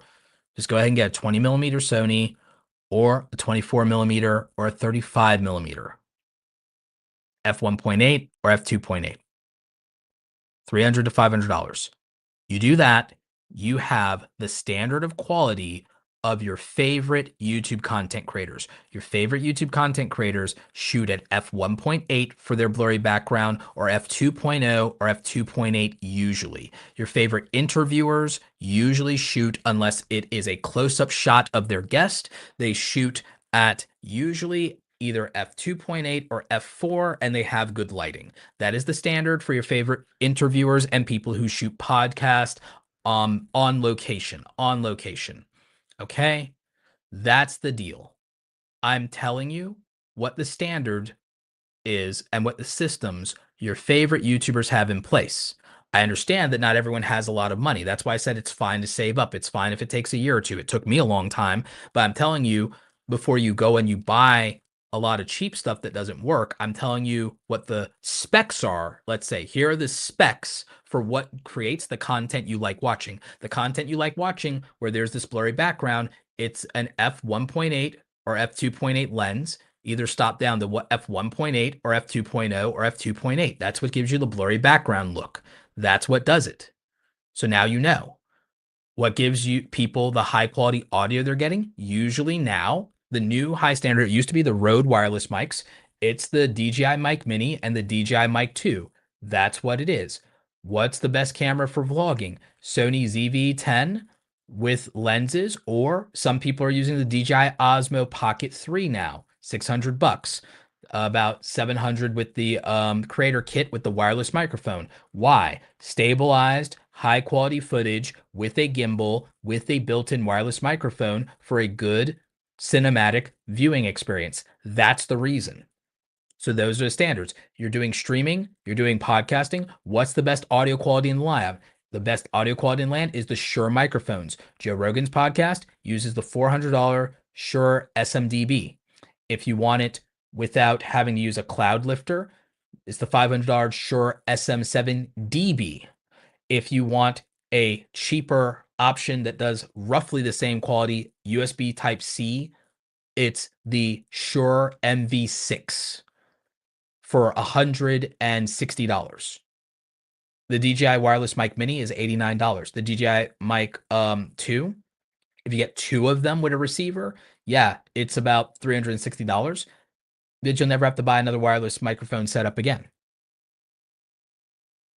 And it has dual internal recording so that you have two ways to record your audio sources, so that now you never have to worry about losing an interview. So that one's more for interview people. If you're just a regular YouTuber and a vlogger, get one DJI mic with the charging case and receiver for $89. It's the DJI Mic Mini. It's $89. If you want to have the dual kit with the receiver, that's $169. And you'll never need another wireless mic setup again unless you're going to do long form interviews where you want backup audio. That's it. If you buy for your desk a Shure microphone, whether it's the SM7B, the SM7DB, or even the MV6, you'll probably never need to buy a podcast or streaming microphone ever again for the rest of your career. You could just use that. And it'll be on par with YouTubers with 100,000 to 1,000,000 subscribers. You'll be able to bring that big creator energy because you'll be able to create with confidence that you have the standard of the YouTuber that you grew up watching or that you like watching right now. That's the standard. The lighting, like I said, if you wear glasses, you'll light from the sides, usually with panel lights with diffusers. Those can be on a desk and be Elgato key lights mounted to the desk. If you're in a studio setup and you don't want a one light setup with one light that's high on you, which will be an aperture light with a dome, usually the Lantern Dome Mini or even the Dome Mini as an octagonal softbox. That's usually what you'll do if you film direct to camera for talking head with glasses in a small room. That's the answer. The budget for that, if you're a working class content creator, is a $300 Aperture Amaran 160D, sometimes called a cob light, and then just getting a softbox for it. A softbox will run you another $50. That Amaran 160D, I believe, is under $300, but it's a one light solution. Put it on a stand with wheels and it'll be great. And you can always just keep it set up and just roll it around in your house whenever you want to film. A stand with wheels runs about $80. So that's what you would do. And these again are some of my solutions for that 40-hour a week working class creator. For those of you shooting on the Sony ZV-1, the ZV-1 isn't really going to give you as much of the blurry background look without using the defocus setting in the camera. It's going to fake it, so to speak. If you want a blurry background, you need a interchangeable lens camera like the Sony ZV-E10, where you have to buy interchangeable lenses, and then it's the lens that gives you that effect. That's what gives you that standard. I will be doing I will be doing a video for this season of 2025 on my main YouTube channel about my gear and my setup and some videos in my camera bag. I don't expect those videos to get more than 10,000 views. Their real value will be that they are specifically the people who want to level up, want to invest in their gear, spend money, and the Amazon affiliate links certainly will not help. Sorry, they certainly will help on the revenue side, but I don't expect those videos to do more than 10,000 views. I'd be shocked if they do more than that. I think they'll struggle bust their way to 10,000 views if I'm being honest. The gear setup videos just don't get the love that they used to. And it is what it is. A lot of people just don't like to spend money. Phones have gotten really good, but they've made small creators operate under the delusion that quality content is editing instead of quality content being production, performance, and pre-production planning. Most quality of your content is decided by pre-production planning, the actual production and performance with the camera and on camera. And then all we're doing is polishing that in the edit. If we really care about maximum quality, then editing is us polishing a gem. And that gem comes from pre-production planning, the production, the performance, and then the post-production is supposed to be the polishing of a gem.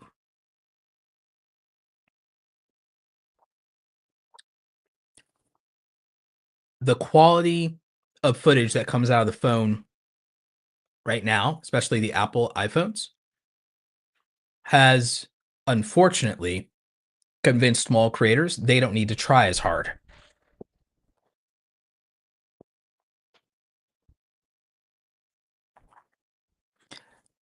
So right now, Deep 15P is saying in the chat, for those of you listening to the audio only podcast, he says something really interesting. He just came to the live session here, and he said the quality is so good that he thought this was a pre-recorded video. And that's why I made a screen just below this camera that's my B camera, where I can talk to the chat so that I can show you all in real time with how good this is. I can show you all in real time that this is a live video that I've recorded for the podcast, live to tape, where I can talk to the audience. So that's a thing. What I would say for those of you who shoot traditional YouTube videos that are talking head videos and sometimes vlog-like content, or if you want to make cinematic vlog-like content, what I would recommend is instead of a shotgun mic, like the Rode NTG, for example, instead of a shotgun mic, I would move to the DJI wireless microphones.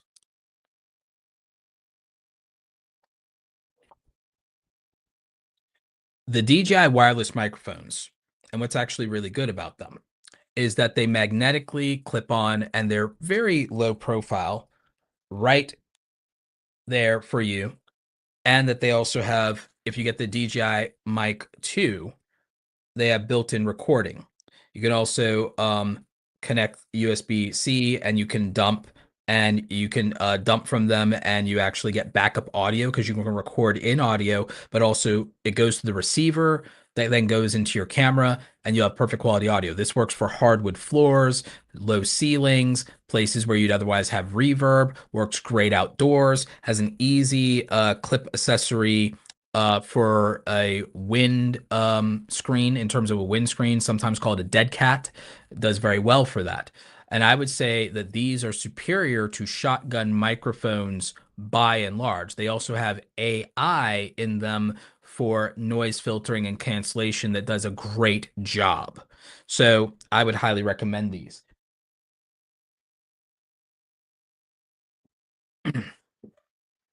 So for talking head and for vlog-like content, they do extraordinarily well in terms of a setup. In terms of a good quality camera, like I said, most content creators, all you will need is the Sony ZV-10, and the Sony ZV-10 usually retails for about $599, $699, and then you do need to buy interchangeable lenses from Sony. The E-mount APS-C crop sensor lenses usually, yes, I know it can sound expensive, they run used from $150 all the way up to $1,000, depending on what you want and what capabilities and quality you want. But if y'all want some of this little blurry background depth of field action that we've got going, to where there's like, it looks like this, that's shooting at f2.8.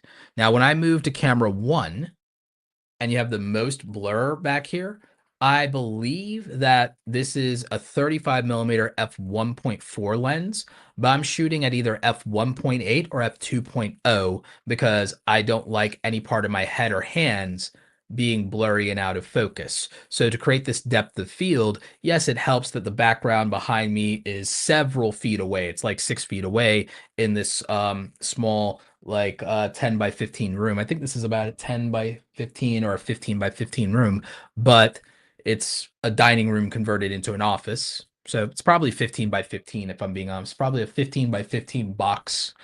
So in a 15 by 15 box, which a lot of you will have a room like that or a corner in an area like that to film in, what you want to do, especially if you have hardwood floors, a lot of people use shotgun microphones. I have used the MKH 416, and even though that's a $1,000 shotgun microphone, it hasn't overcome the dreaded hardwood floors 100% of the time, depending on how close I am to them. Unless I eat that microphone, it doesn't seem to overcome the hardwood floors. When you guys have heard audio filmed in my studio in front of the white bookcase before that has my YouTube play buttons, whenever the audio has not been perfect, I've been using a $1,000 microphone and still the audio has not always been perfect. It works when it wants to.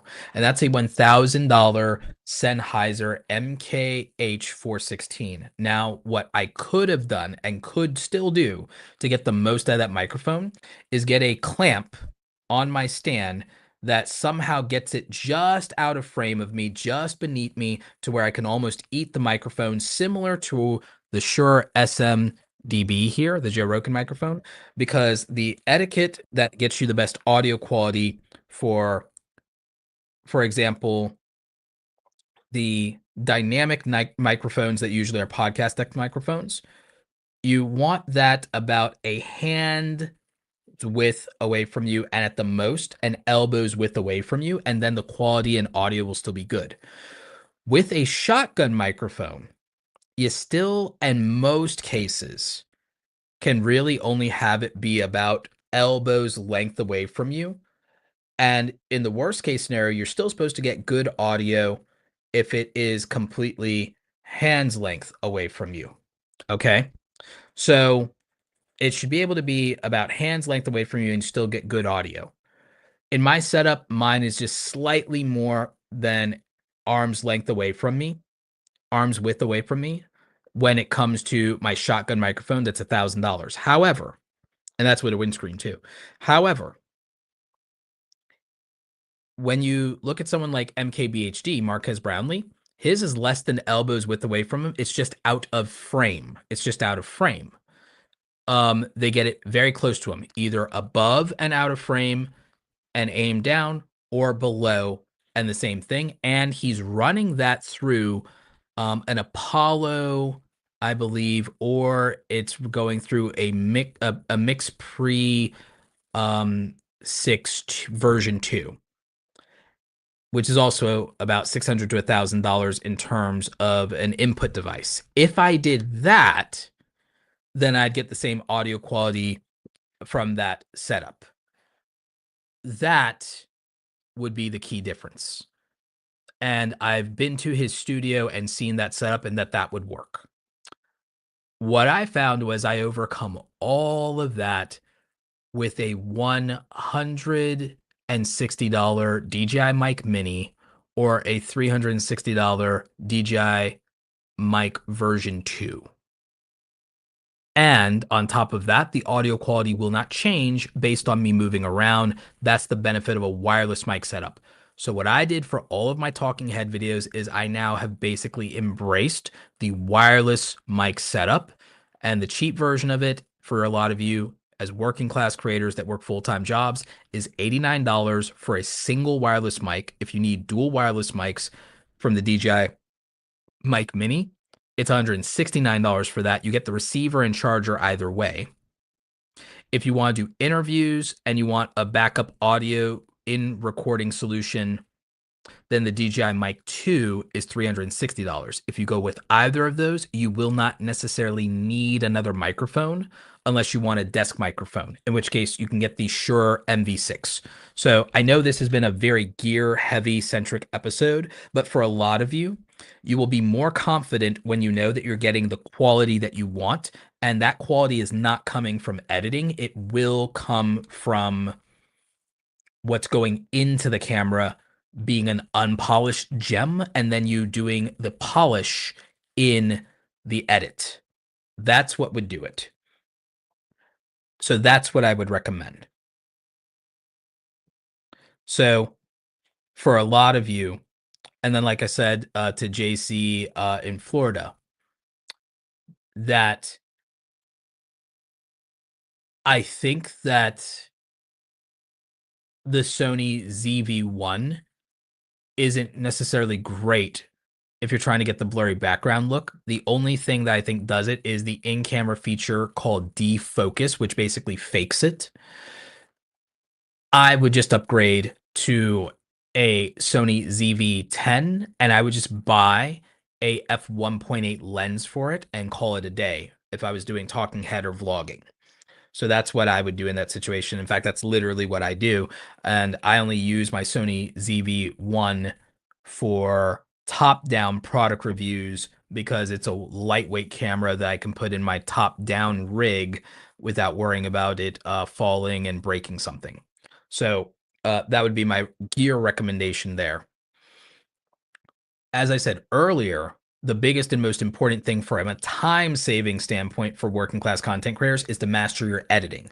The main techniques you need to know are cutting your video footage, doing your color correction to accurate skin tones, and correcting your audio in post. You'll have to do less of both of those things in terms of color correction and audio correction. If you have good microphones and good cameras, you won't have to work nearly as hard to make something look and sound good. So then you'll be able to focus on cutting the video, and the cutting will be the storytelling.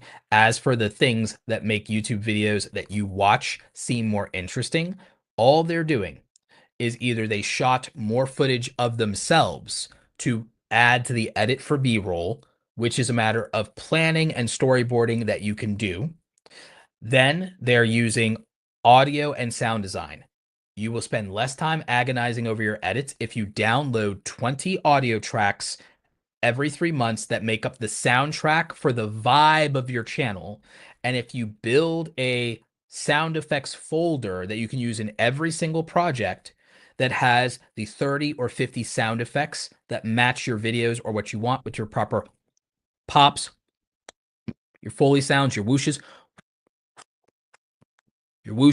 You can find all of those with like Epidemic Sound. I have a link in the podcast show notes for that. It's an affiliate link. You can go ahead and get that. Those things will give you the sound design, sound effects, the bells and whistles that you want. Transitions, they're a gimmick. You can put them in or not put them in. That's just polish after the fact. The main thing is, what's the footage like? Remember, Casey Neistat doesn't do a bunch of sound design. The B-roll is very minimal. It's really just editing and storytelling that he does, and it's picking the right music to go with his videos. And the thing is, a lot of his stuff, he uses the same and cycles through the same 20 or 30 music tracks over and over in Casey Neistat videos. Everybody can tell a Casey Neistat video by the sound. That's what good sound design and sound aesthetic branding is like. Sound-based branding is a whole thing. A lot of you don't have it. So that would give you the standard quality you're looking for. Like I said, for your thumbnails and your packaging, which is what really decides your views, is your title, topic, and thumbnail selection. A lot of you could do more research and put more time into the topic side and the themes behind your videos, sure. But you would benefit tremendously from building a thumbnail system, like I said, and doing the prep work of a thumbnail system by taking, if you use your face in your thumbnails, take multiple faces across the emotional spectrum and take like a bunch of different poses, 20 versions of being angry, sad, happy, excited each, like all of them. Have some ones that illustrate physical comedy. When I'm doing something like, oh, these are things you need to avoid, I do a thumbnail pose where I put my hands up and I look disgusted to communicate the physical comedy of don't do this or avoid these things or these are bad tips or this is bad advice. I do things like that. It's physical comedy. I'll do props. I'll hold something in my hand and then I'll Photoshop something else into it. So it's physical storytelling in the thumbnail. And that's something that communicates thoughtfulness and illustrates a point a lot easier, and you will win people over a lot more quickly if your thumbnails themselves represent an interesting story that says, I want to know what's going on behind that. So what's behind this door? That's what makes us click on a video. Same thing with a compelling title. Titles, you don't need to focus on SEO. I have SEO titles for some things, but that's just me anticipating a question. SEO is just anticipating a question and a need. Most of you, your content won't work for doing that, so don't worry about SEO. Focus instead on what is an emotionally, stop trying to do a mystery box where you make a generic title that, like a big YouTuber, and stop trying to steal a big YouTuber's title when that YouTuber could breathe into a paper bag and get views because they're already famous. What you need to be doing is making emotionally compelling titles by understanding your audience and what emotional words are trigger words for them, and then what keywords are relevant to their wants, needs, and desires, or also their identity. So your title framing and your title formula is already just wrong usually. You can narrow people's attention by calling out their identity because then they say, oh, that's for me. Primary example. A lot of you, you're watching this because you're a full-time creator, or sorry, right, let me phrase that. You're watching this because you're a creator with a full-time job who wants to leave their 9-to-5 job and be a full-time creator. My title for this episode of the podcast that you're listening or watching has the element of an identity. You're a creator with a full-time job. That's an identity, and that's also your circumstance. And a desire. You want a transformation. You want to go from being a creator with a full-time job to being a full-time content creator. I am leveraging the combination of an identity and a desire. That filters you from all the other things competing from your distraction because it's that specific. This is who I am, and this is something I want. Everything that exists outside of that is of lesser value to you at the time. So that's why that's the title. And then for those of you who are frequent watchers of mine and you see my face pop up in your feed or you see the notification, was that leverage, familiarity bias. And then those of you who know who I am, what else does it use? It uses the existing authority that I have. So now these are pre-selection filters. It's all psychology. In Awesome Creator Academy, I do lectures on this for our Academy members, and we also make content for the pro group members that has over 100 hours of curated training broken up into 12 different categories that address specific creator problems and needs. If you want to check out Awesome Creator Academy or join the pro group, we have a link in the description. Also, if you go to awesomecreatoracademy.com, you can go ahead and join our free Creator Foundations course. It is a free 4-hour plus course. We are adding our 10 pillars of YouTube lecture series to it. There are about 2 or 3 of those lectures live right now, I believe. And we have a 90-minute monetization masterclass that came from a paid event that people had to pay $500 to attend that event in New York. That was done by another event conference. They have since closed up shop. They weren't able to continue with events after struggling through it with the pandemic. So we're able to put out that masterclass in the free course, even though people paid to be there in person. So you get to watch a 90-minute masterclass, including a Q&A that had a lot to do with sponsorships and brand deals, and that's included in the free Creator Foundations course. So again, just an FYI, just want you to know that those things exist if they're things that you would find helpful. Now, the main framework of the challenges of the working class content creator who works a 9-to-5 job, works 40, 50 hours a week, is a limitation on time freedom, having a lack of investment capital or not knowing where that investment capital serves them best, a lack of manpower in terms of help and assistance. You're competing with full-time content creators that also have the time freedom and investment, but more importantly, have other people's investment, have other people's resource of time in terms of either their full-time staff, part-time staff, or their freelancers to help them. You can supplement this if you can get just a little bit of help or work with other creators around you, or just get a little bit of assistance to have somebody in your family hold a camera once in a while to do something for you. That's a big one. And then finally, the last thing for as far as most working class content creators with 9-to-5 jobs is they lack the experience and expertise to execute on the quality of content that they want to. And this is what is demotivating and depressing, is you don't know how to make the content that you would want to make. Something I'm planning to do that I haven't done in a long time is I'm planning a mini series of cinematic tutorials. I don't enjoy them the way I did when I was in my early 30s. When I was in my early 30s, I still had a little bit of the filmmaking bug that didn't die when me and my friends started YouTube in 2006. Um, Working with my friends, as much as I love my friends and I still talk to them, and we've known each other for 20 years, trying to make short films with them killed any desire for filmmaking that I had. Any of you who've ever tried to work or do business with longtime friends, you can relate and you know exactly what I'm talking about. So the deal is that I lost the love of making that style of content, even as I became a successful content creator. I am rediscovering a desire to make a little bit of that, but not make it my norm.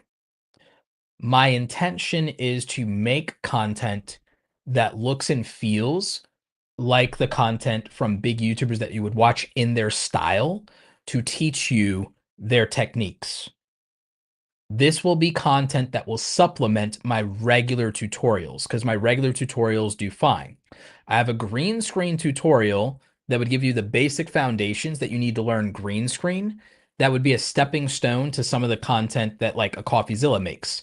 To make what CoffeeZilla makes, you need more than just green screen though. But at a technical level, that's the foundation of that type of content. Same for a lot of the other content that you watch. If you at least knew how to green screen properly, then you'd be able to do that. Those of you who watched my green screen videos, you see that I'm very, very good at it. The biggest trick in there is not the editing, though. It's frankly the lighting is the real trick to green screen, and having a smooth green screen, which is just go buy it from Elgato, if I'm being honest. With that in mind, I'm just using an example. There are videos that I would have to basically recreate from the 5 or 6 of the biggest content creators in their style for you guys to really, some of you who are more process driven creators, and that's how you learn and like to learn, you will learn from cinematic tutorials. That's what made Peter McKinnon popular instead of just raw information. And that's fine. Everyone learns a different way. There'll be a short mini series. I can't tell you when it'll happen where I do that, where I basically take 6 different well-known, well-respected, multi-million subscriber channels and literally recreate their videos from scratch. And then I will tell you how to do it. And I will have regular tutorials that walk you through those step-by-step processes where I actually can deliver the information properly. But some of you, you will not be able to learn if you don't just see the thing made the way that it's made. Because that's just how you relate to content. You need to see someone look like a YouTuber if they're going to talk about YouTube. And I kind of don't like doing that. So that's the thing. The reason being is because it will illustrate a point that if you knew how to make the content that you respect watching, that would be, it wouldn't guarantee you to get the results. However, it would motivate you to keep making content and you would like what you're making a lot more and stay motivated.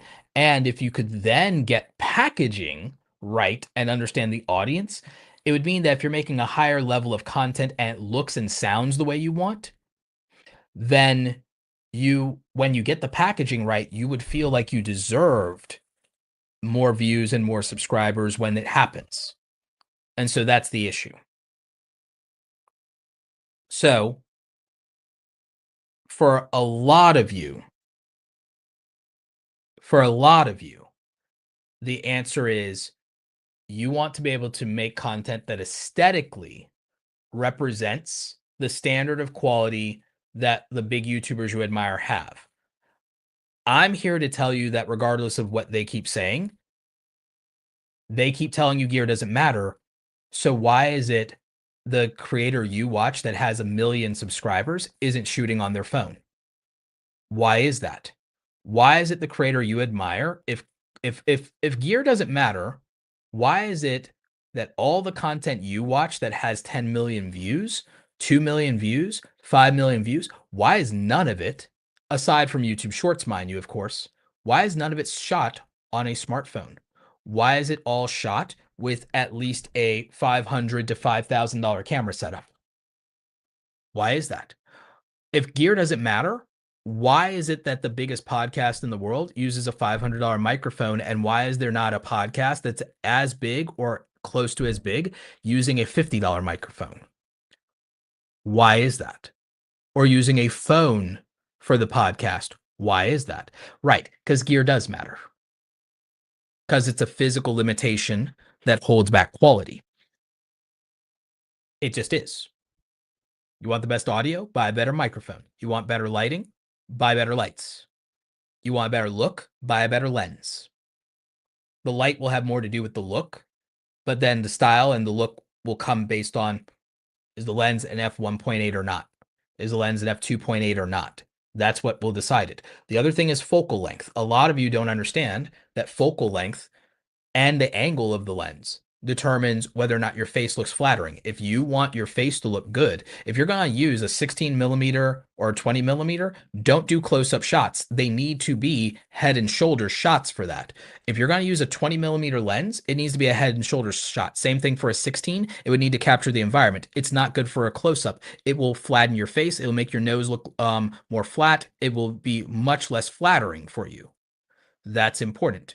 The reason we use lighting is because it affects shadows and depth, and lighting also makes your face more or less attractive. It's very important. So that would matter. The angle matters. For most of you, you should not be shooting up. You should be shooting at a eye level, but slightly higher and angled down. Eye level is where your camera's positioning should be.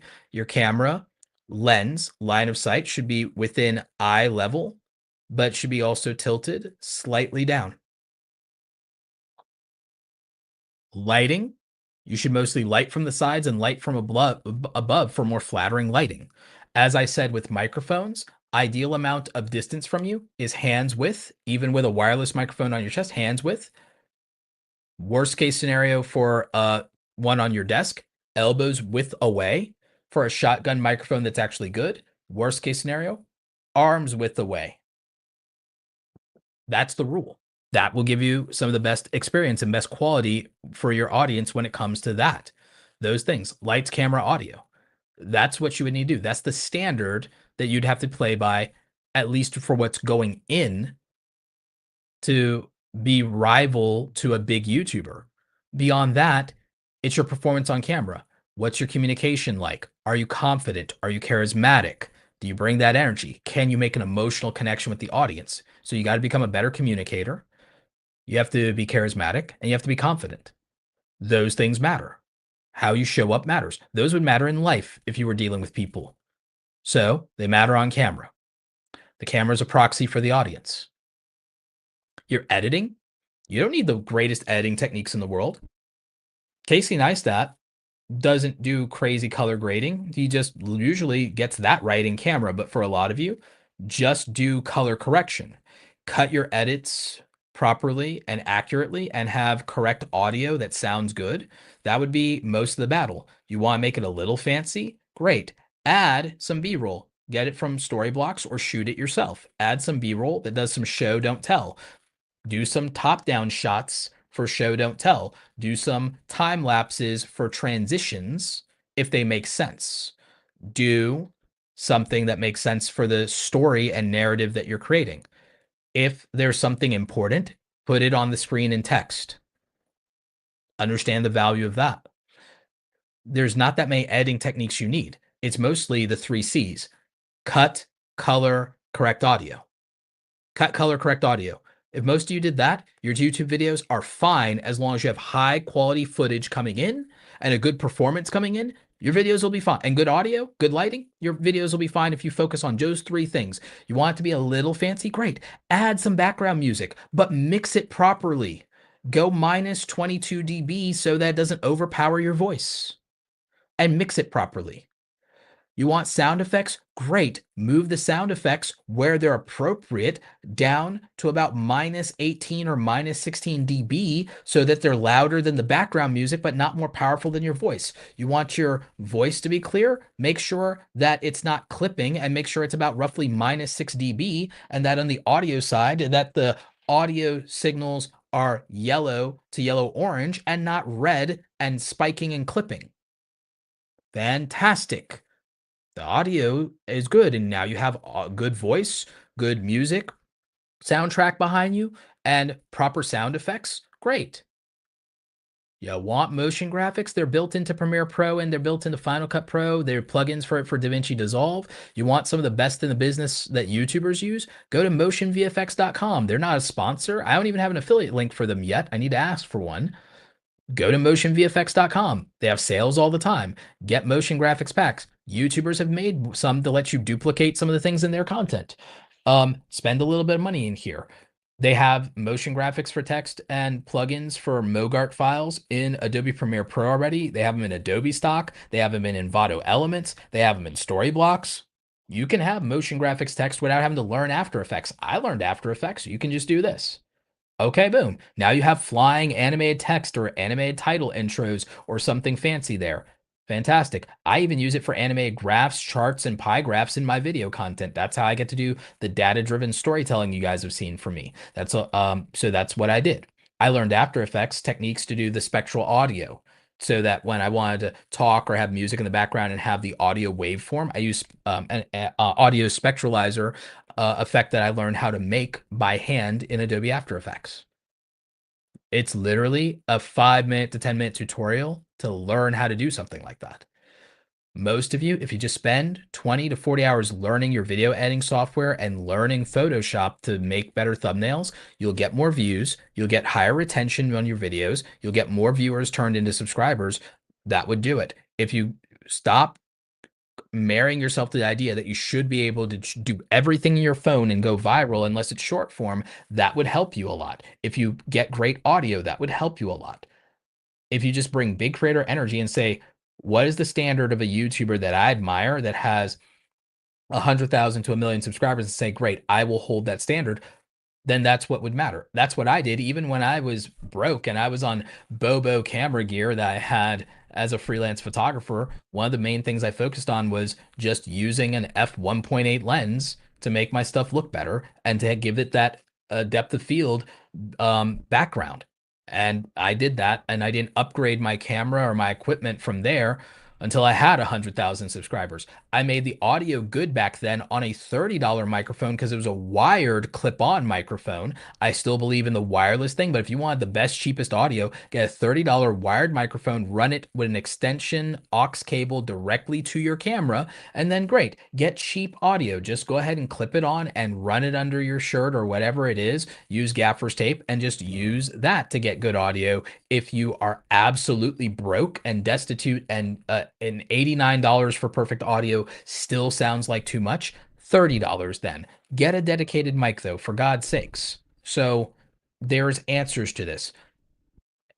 Okay, if you will not save up the $89 to go buy a ring light, you're beholden to natural lighting from your window and the location. So now you're screwed on location and timing for your videos, and you have a limited window. That's why I say control the lighting. Just go ahead and spend $89 for a ring light, if nothing else, and that will do it.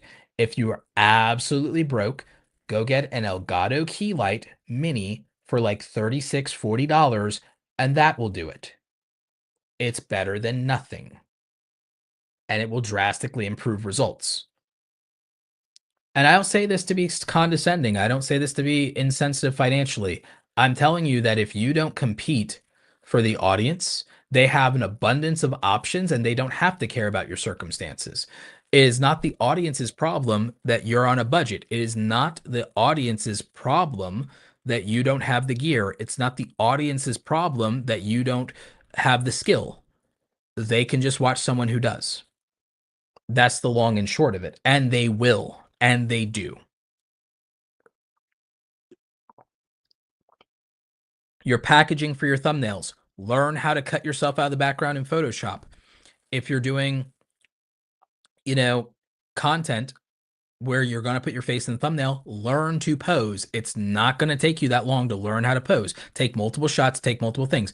Don't just try to clip stills for your poses out of your edits. Go and spend $10 on Amazon, get a remote radio controller for your camera, and use that remote with a 2-second timer to take stills of yourself as actual high quality photo JPEGs that you can edit in Photoshop. Do that. Try and shoot on a clean background. Try and do those things. Don't go and buy $10 fabric from the fabric store and call yourself making a green screen. Go ahead and spend the $100 and get an Elgato green screen. 160 bucks and get a clean green screen. Your viewers deserve the best. You can save up money for doing this. You can save up and do this if you're a teenager. If you insist on doing the most low budget thing ever, the smartest thing you can do is get some kind of microphone, put it into your phone, and find a clean backdrop or a clean, quiet environment to film.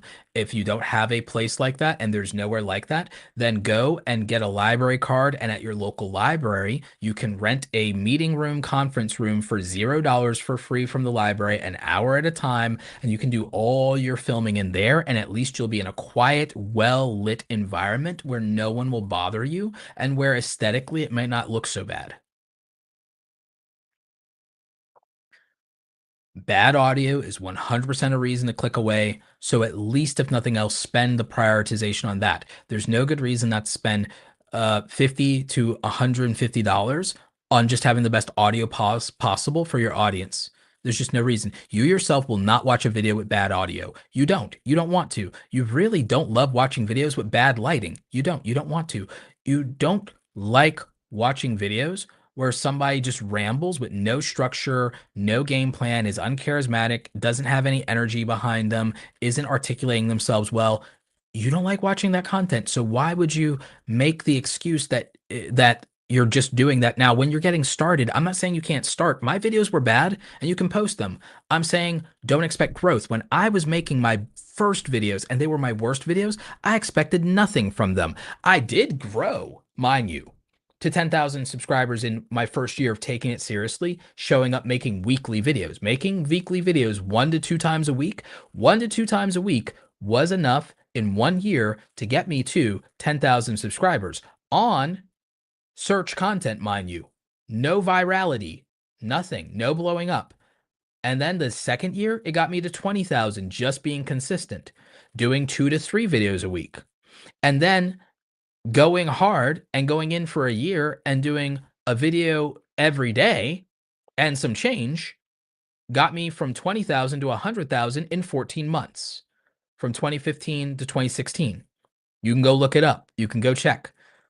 But the thing about that is, I was improving every time I was making a video, and I was writing notes on myself, watching my stuff back after the edit about how could I improve? How could I do better? How can I give my audience a better experience? How can they deserve better audio? What can I do? They deserve better edits. What can I do? They deserve the best version of me. How can I perform better? I was always looking at how can I give the audience a better experience. And like I said, I spent a ridiculous amount of time, energy, and money figuring out how can I make the best live stream experience for my audience? How can I make something that you'll want to watch for 2 hours? How can I make a podcast that's worth listening to for 2 hours on a commute?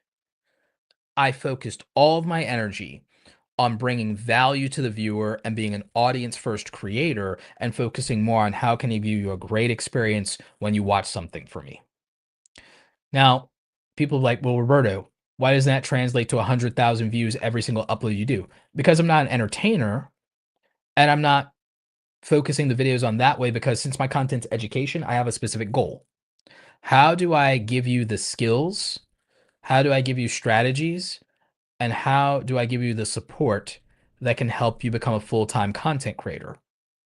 And how can I do that the best way I know how, based on what's worked for me, what's worked for my students in Awesome Creator Academy, what makes sense, what I've learned from the people I've talked to at YouTube headquarters, what I've learned by interviewing creators with millions of subscribers, what I've learned from helping some of my clients get to 100,000 to 1 million subscribers.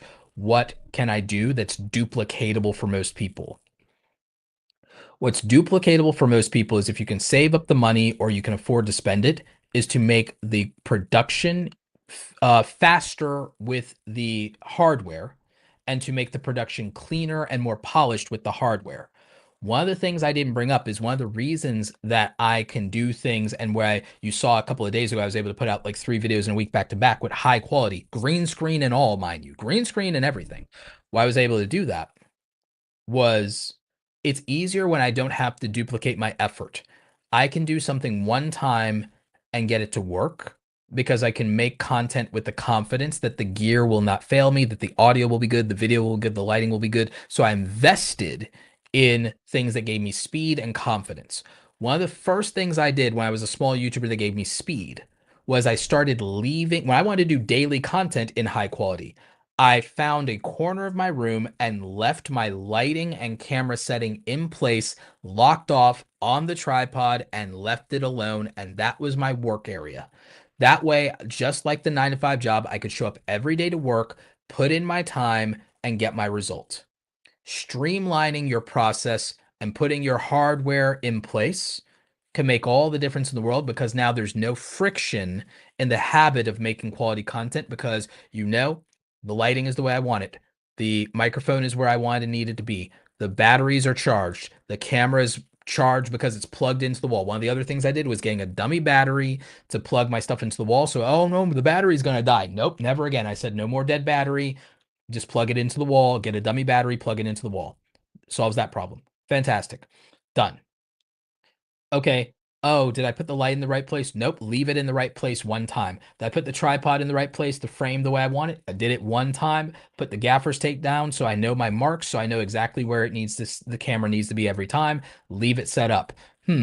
Oh, my SD card is full. Nope. I had 5 of them on standby that I could just rotate out. Got it. Boom.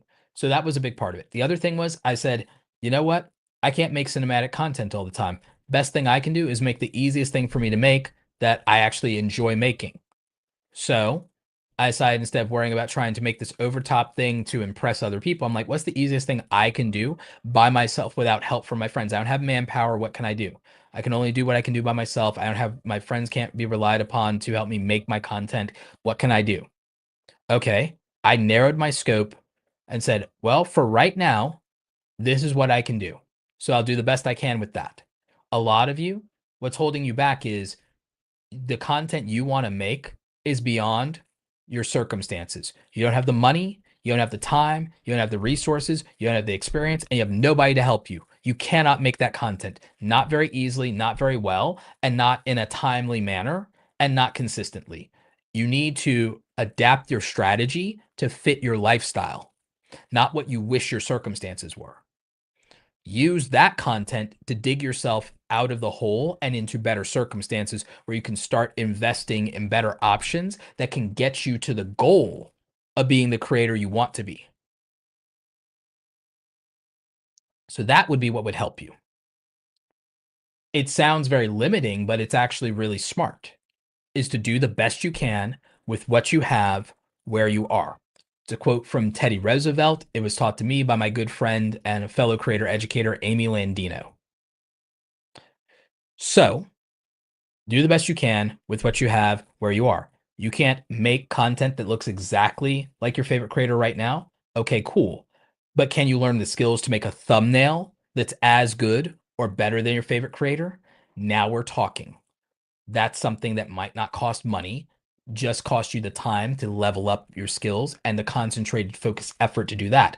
So now maybe you're not producing and editing like your favorite creator, but you're packaging like them. Okay, you can't film with the circumstances and resources of your favorite creator, but can you afford the software or get a software that puts you on par with them? DaVinci Resolve is free. The Pro version is $300. Final Cut's $300. So can you at least use DaVinci Resolve and be using a professional editor out of the big three? The big three are Premiere Pro, DaVinci Resolve, and Final Cut Pro. Two of the big three don't require a subscription and are $300 to own them forever. One of the big free has a free version where you get 80% of the features straight up. And the other one is on a subscription model to where if you bought it by itself, it's $20 a month and that's it. Or, which is $240 for the year. Or you buy it in a bundle with all the other Adobe software that would make you competitive and have an edge, and that's $60 a month. So you can figure out any of those options, but there's not a reason to not be using the big three that the biggest creators use and be competitive and then learning them. The right option for most of you is DaVinci Resolve's free tier and then going to the $300 pay tier. And then you're using what those big creators are using, or at least what their own full-time editor is using for them and their clients. You can learn the editing techniques of the biggest YouTubers with 20 hours of tutorials, which is why I'm making and going back to making tutorials for y'all.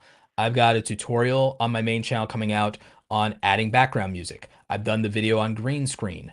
I'm going to do a basic one on editing in Premiere Pro. I'm going to do one on motion graphics. I'm going to do one on audio syncing. I'm going to do one on color grading and color correction. I'm going to give you the means to do those, and those tutorials I will try, aside from the video editing basics one, I'll try to keep all the tutorials under 3 minutes if I can, because you guys want to be in and out with the least amount of time, because TikTok destroyed all of your brains and your agency. But I digress, and not usually not my podcast listeners. That's more the general YouTube audience. You guys actually have an attention span if you're this far in the program.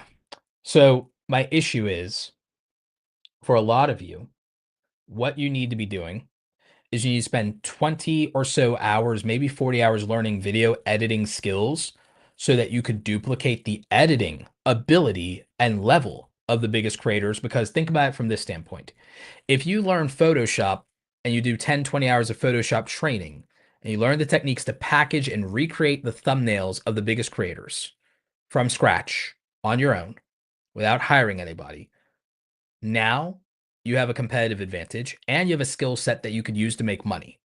If you learn to edit and learn the 12 most important editing techniques that YouTube has, from beginner, intermediate, advanced then you would be competitive and be able to make any YouTube video that you've ever watched, at least from an editing standpoint, if you were provided the same footage. Which then means if we learn Photoshop in terms of editing and graphic design and photography, if we're able to learn photography and photo editing skills and typography, of course, if we're able to learn those things and master Photoshop, then we can make the packaging of YouTube thumbnails that get people to click and get views. If we learn the editing techniques, we know how to get retention and to some degree to convert subscribers, provided the footage and performance and storytelling were good to begin with, because we can't save crap. We can't polish crap and then get subscribers out of it. Gold in, gold out, crap in, crap out. So that would then limit our abilities to the only thing that has a bottleneck on a lot of time and a lot of money and a lot of talent, which is the pre-planning and the production, and then the actual performance on camera. Because you can't save a bad performance in the edit. You can't save bad footage in the edit, not usually. And there's no substitute for poor planning. That's the largest concentration of time and money portion of this, as some of the production, as we said, will come down to gear. The threshold of investment in quality production for gear is between, for 100,000 to 1 million subscriber content creators, the general median of investment there, if I'm going to be perfectly honest with you, is $500 to $5,000. There's a sweet spot there in the $1,200 range. There's a sweet spot there. The lower end of higher quality is phone accessories that mostly come down to lights and audio gear and a few accessories for your phone, and building out a mobile studio there. If the phone is going to be the component, the most expensive component is the camera and the lenses for the most part. So that's the production problem. The thing that you can fix for $0 is your on-camera performance. Like I said, by using short form to practice and to get good and to become more of a charismatic communicator and to become more articulate and to become more confident on camera. Minor updates to your appearance and wardrobe can help with confidence on camera and charisma and comfort. The planning is more of a time than money bottleneck. So the time is in the planning and in the execution of everything, obviously. The tech is the bottleneck on the money portion. And then the talent is the problem with the performance. So that's the issue, is the time to plan, the tech to produce, and the talent to perform. So that's the issue for a lot of you. You can make an argument also for there are some shots that require the manpower of extra help, an extra pair of hands. Money allows that, but also good relationships. Coordinating with another creator locally, as long as you guys have a similar schedule, could help. Or just being able to say, hey, family member, can I borrow you for just 5-10 minutes? That's all I need, and I'll owe you a favor. And then just getting them so you can get a shot you need, or headshots for your thumbnails or something like that. That would be the key. If we can limit our scope to where our only barrier between us and the biggest content creators is that we can package like them, that's all down to hard work and learning how to do it. And if we can edit like them, that's all hard work and learning how to do it. Now it is the content itself. We've limited it to the content itself. And we can address some of that with better gear. We can address some of that then with planning. And then we just have to work on ourselves and be a talent. So you see, this is actually very straightforward. There are real limitations, but it is straightforward. When it comes to the editing like big YouTubers, the beginner techniques, the basic three are cuts, color correction, and correcting audio. If you do that, a video is at least watchable and serviceable. If you can do that, you can make a C tier video. Now, what enhances a C tier video and can move you to a B tier video is if you can add some flourishes. The techniques that you would need to learn after those basic three will be roughly the following 5. transitions, motion graphics, sound design, which is, the sound production and mixing and so on, so forth. So you'll need that. You will now also want to get into actual visual effects. And so these visual effects are more simple things like being able to mask certain things or blur certain things. So there's a handful of visual effects, could involve time lapses, time ramping, and slow-mo. And so those things would actually matter quite a bit.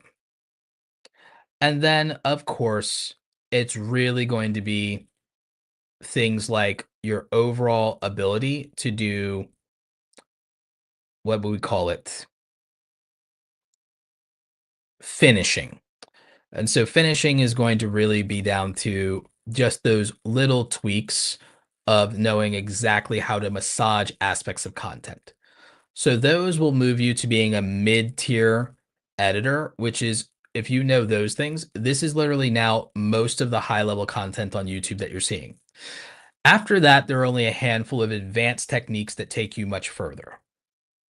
And so the advanced techniques that take you much further would be color grading instead of color correction. And I would consider it the lower level of an advanced technique. Green screen is an advanced technique. Multicam edits is a much more advanced technique. Being able to manage multiple video and audio sources outside of just B-roll, and I'm talking from multiple cameras, and not just for multicam editing, but being able to do large scale asset management in your edits. That's a big one. And being able to do that. Another advanced technique with regard to the edits is probably going to be what you could call, we'll just say it's After Effects. We'll just call it what it is. We'll just call it After Effects, and being able to do work in After Effects. And another advanced technique is going to be motion tracking. Rarely will ever need this. Will rarely ever need this. You can make an argument for also advanced level 2 masking that's not green screen. So that's about a handful of overall techniques. You can make an argument that's about 12 to 15, and anyone who knows all 12 to 15 would probably be a relative master of video editing. Most YouTube videos you watch don't use the advanced 7 techniques and only use the beginner 3 and then the middle 5. Okay. So there's only about 8 or 9 techniques, because then someone only needs 1 or 2 advanced techniques. So that would be about it. There's not really any major thing you need to know for editing a video. There's like no YouTuber you can name that has techniques that really exist outside of the ones that I mentioned that are particularly relevant. That's a big YouTuber. There are a few that have some specialty techniques or one-off techniques that they need to use. There are specific circumstances where you need things like audio syncing, for example. There are specific instances where you might need a very, very unique technique like picture in picture or split screening. Most people don't. It's almost never used in modern YouTube videos. So that's not really particularly relevant. We have a question from Tim. Tim is asking, earlier, Roberto, you said to get about 50 sound effects for the video vibe. Do you remember where to get those? Epidemic Sound. I have a link in the description of the podcast and on YouTube, and in the show notes, it is an affiliate link. Sign up for Epidemic Sound using my affiliate link, get a free trial. But Epidemic Sound is great on sound effects. I also did a video on my main YouTube channel about 10 places you can get royalty-free music and sound effects. So that is something that you'll want to check out. At some point, I might do a video and call it 50 sound effects every YouTuber needs. That might be a really good video for Epidemic Sound affiliate links for a lot of you. And I can make that video relatively short. I could probably get a 3-minute video for that and people would actually care. So that's actually a pretty good video idea. So I'll probably do that. 50 sound effects every YouTuber needs. And that'll be a video plug for Epidemic Sound. So great. But the thanks, Tim, for the idea, Tim, the developer. But the thing that I would say is, like I said, there's almost no YouTuber with millions of subscribers that you can think of that uses more techniques than I just mentioned. Even Mr. Beast, that's most of what his content utilizes. There might be 5 special techniques you could layer on top of that, but that would then say, okay, great, there are only 20 video editing techniques. And then you would know how to make any video you've ever seen in YouTube, at least as far as the techniques involved. Would you know the timing of when to best use those things, the principle behind when you should and when you shouldn't, or why? No, but you would be able, if you were given the same footage, to be able to beat for beat recreate any YouTube video you've ever seen if you just know those 15 to 20 techniques and how to do them and you studied how to do them. All of them are you watching a tutorial that's probably at most 5 to 15 minutes and then practicing that technique for an hour, which is why I told you all that if you practice video editing for 20 to 40 hours, you would be able to recreate any video you've ever seen in YouTube if you were given the footage and given the time. You'd be able to do it. You'd be able to recreate any video editing style you've ever seen in YouTube, given the same footage and assets and given the time. And all you need is to give up a month to learn and spend 20 to 40 hours studying these specific video editing tricks and techniques. In fact, actually, this inspires an idea for a video. 15 video editing tricks every YouTuber should know. That'll get views. So, I mean, that's really what it comes down to. That's really what it comes down to.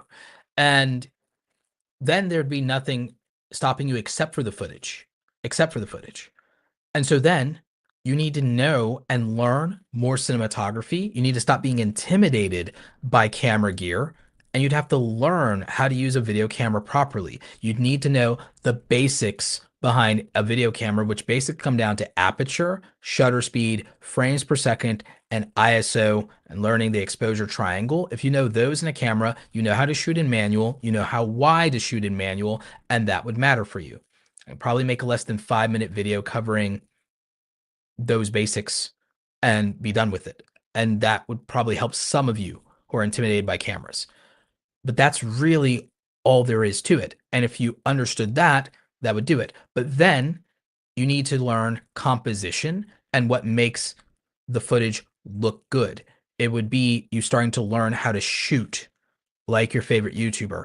It's knowing things like making the camera eye level, but also slightly tilted down in most scenarios. There are rarely any instances where you will look more attractive shooting up your nose. It's just not a thing. It rarely will accomplish any better outcome for you to shoot upward. There are instances with wide angle lenses where shooting upward works in music videos, but usually it's an establishing shot of some kind. It's not really great. For those of you who are using mobile phones, you need stabilized footage. Get a DJI Osmo SE for $60 or get some other hand-holding device. If you have an iPhone, you can use a regular hand-holding device that's maybe $15, $20. But I'd recommend getting a DJI Osmo because just have the best. Fine. DJI Osmo SE, $60, maybe $40 used. Now you have a gimbal and it functions as a mini tripod. It's going to make your life easier. It's going to make the phone less awkward. Your shots will be better. Great. So now you have that. Get the Osmo SE. Get, if you want slider shots, get a Rhino Evo slider for $120, $160. It's an accessory that you will use every year for the rest of your YouTube career. It's $160. Just get it.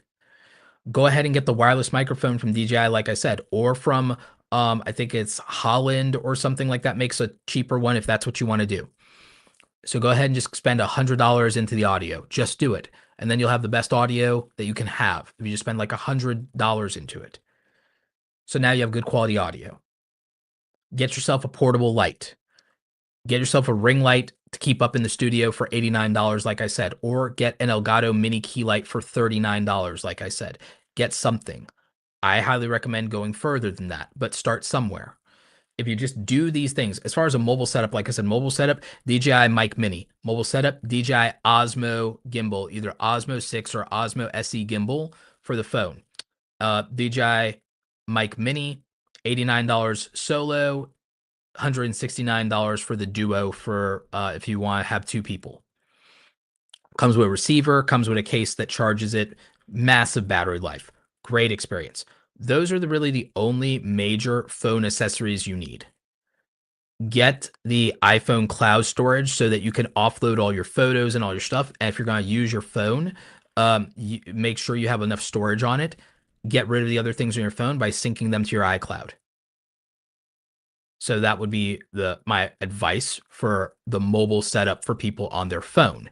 If you're a vlogger and it's not a phone mobile setup, like I said, get the Sony ZV-E10, get the 20mm lens, eventually upgrade and get a zoom lens. I think the zoom lens that's good is the 10 to, I think it's a 10 to 20mm zoom lens.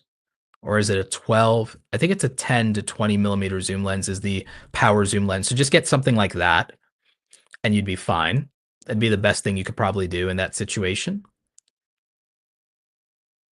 And then I think that that's like a good mobile setup. I would get a Ulanzi tripod potentially. I'd get a Joby 3K Gorilla Pod for like $80 for the bendy tripod gimbal. Um, I don't think you need a I don't think you need a Zhiyun Crane gimbal, but if you did want to get a Zhiyun Crane gimbal or a DJI gimbal, that is a $250 investment to make more cinematic content. If you want to be a filmmaker, get the Sony FX30. So, I mean, that's what you would do. And this would make you competitive. This would bring that level of quality to your audience that's undeniable. But the quality being that isn't what's going to drive initial views. It's what's going to drive subscribers. It's what's going to bring returning viewers. Quality matters for returning viewers. Packaging matters for initial viewers. So in terms of quality versus quantity, it's value first, and then it's it's quantity of quality, but value has to come first. And if you have to compromise, it's value times volume. And if you prioritize those things, you can become a full-time content creator. The main financial barrier is simply having 3 to 5 revenue streams that are $1,500 to $2,500 a month a piece. Where a lot of you are sleeping is you're only looking at AdSense. Try, if you do anything that could be product related, to get into affiliate programs like the Amazon Influencer Program and hustle your YouTube community tab and your other social media platforms and your Instagram to link out to things and get money through the Amazon affiliate program or other affiliate programs. Affiliate marketing still does really, really well for me. My worst month on affiliate marketing is usually, the worst month will be like a $3,000 month. It used to be always really good and used to be a minimum $5,000 to $6,000 a month. TubeBuddy changed their affiliate program. That screwed me over and slashed $3,000 of affiliate revenue. Otherwise, I'd be on the way to like $8,000, $10,000 a month in affiliate revenue. Now it's closer to like 3,000-ish a month. We'll get it back up with other affiliates. But the main thing is get affiliate revenue up. You can make 1,500 to 2,500 through affiliate links if you hustle it hard enough. Just find the categories that pay the best, that fit your audience for products that you actually own and that they would buy. If I do a camera lens like a pro level Sony lens, a pro level Sony lens is a $50 to $90 commission for me. So I don't need a bunch of views. If I do a Sony camera review, I don't need a bunch of views to make money off of that. I just need people who will buy Sony camera gear, because Think about it. If I only got 5,000 views on a Sony camera video, you guys would all feel bad for me and how embarrassing for him until you saw the paycheck from Amazon, where because I did that Sony video, I got 20 people to give me a $50 to $90 commission on Sony camera gear. Then you're not sad for me because then that 5,000 view video went and made me $1,500 in one go, which is why I did them, even when they didn't get views. And because I actually like camera stuff a lot. So that would be the reasoning is you could optimize for money instead of status. If your goal is to be a full-time content creator, you could optimize for money over status. There are some things that will not get a lot of views, but will make a lot of money. Product review videos fit that category, which is why tech YouTubers and beauty YouTubers get to go full-time with less subscribers and less views, because they make evergreen content that is product focused, buyer focused, and converts to missions and gives them opportunities to do UGC content prior to sponsorship on Reach. And then UGC content for a mid-level creator like that could get them for a video that might take them 5 hours tops for UGC. They could get $500 to $2,000 for a video that took them 5 hours for UGC, for that brand to license for ads and for Instagram and for whitelisting for ads in Instagram stories or reels and to use in TikTok. So the licensing agreement on the UGC makes a small micro or nano influencer that is like 10,000 followers or less. It makes them valuable if their production and their personality is good and they fit the product. And if they make good product centric content at good quality, then a brand will work with them without them needing massive reach. That's how it is. So a small creator can make UGC content for a brand and get 500 to 2,500 for one video, and that video might take them 5 hours at the most. Not kidding. I've done it before. So your follower count doesn't matter when it comes to UGC. The quality of your production and your ability to fit the representation of the niche and the customer avatar is what would matter. So that's a thing most people don't look at. That's an opportunity. A lot of you that are in entertainment niches don't have UGC opportunities, and that's your problem. Reaction channels, you're not great for UGC. Gamers, you're not great for UGC. Vloggers and lifestyle channels can make money hand over fist, could have 10,000 subscribers in YouTube, 20,000 in TikTok, and could be making 5 to 10,000 a month because they could just do UGC content and do fulfillment orders and work like an agency. And they could do that. And they wouldn't have to worry about ad revenue, creator fund, membership. They'd be making all their money from UGC. They want to grow those other revenue streams in case deals go away. If you get views and you can get a commitment from a brand, you can get multiple brands to commit to sponsorships of $1,500 to $2,500 a month. 3 of those commitments, 6 to 12-month contracts, that makes you a full-time content creator right there, regardless of anything else. So, and a combination of that could be UGC. You could work out a deal. Some of it's sponsored on your channel, some of it's UGC, some of it's licensed to them. Other deliverables they could want, that could do it. If you have a newsletter, you could be packaging that in there. That could do it. All of it. So there's a lot of opportunity to be a full-time content creator. If you're an education-based content creator, I recommend Kajabi. We have an affiliate link for them in the description. You could be making a course, like we have our free Creator Foundations course. You could be making a paid course. You could be doing a membership website. You could be doing coaching calls. You can become a full-time content creator if you are a legitimate educator in your subject matter. A lot of you who watch and listen to the podcast, you're older content creators. You're in your 30s and 40s. You've had a career. You can become a culture consultant legitimately. You just have to put aside this childish notion that it makes you scummy or a snake oil salesman. You worked a career for a decade. You worked a career for a decade, a lot of you. Why don't you just package that knowledge and turn that into a product that would have made your career easier 10, 15, 20 years ago, and then help yourself? And then that's something that's worthwhile, because surely all the knowledge in your head is worth more than $500, $300 to package into a course. You spent 10, 20 years to experience and acquire it. The shortcut to that knowledge without the pain and suffering is surely worth hundreds of dollars. Same thing for a coaching call session so that you could set those up. So the system I use for my education business and my paywalled content is Kajabi. You do pay money up front for that every month, but you get to keep all the money that you make instead of giving 30% to a platform and then paying a 30% Apple tax. Then you're just left with the 20% that you have to give to Uncle Sam for no good reason.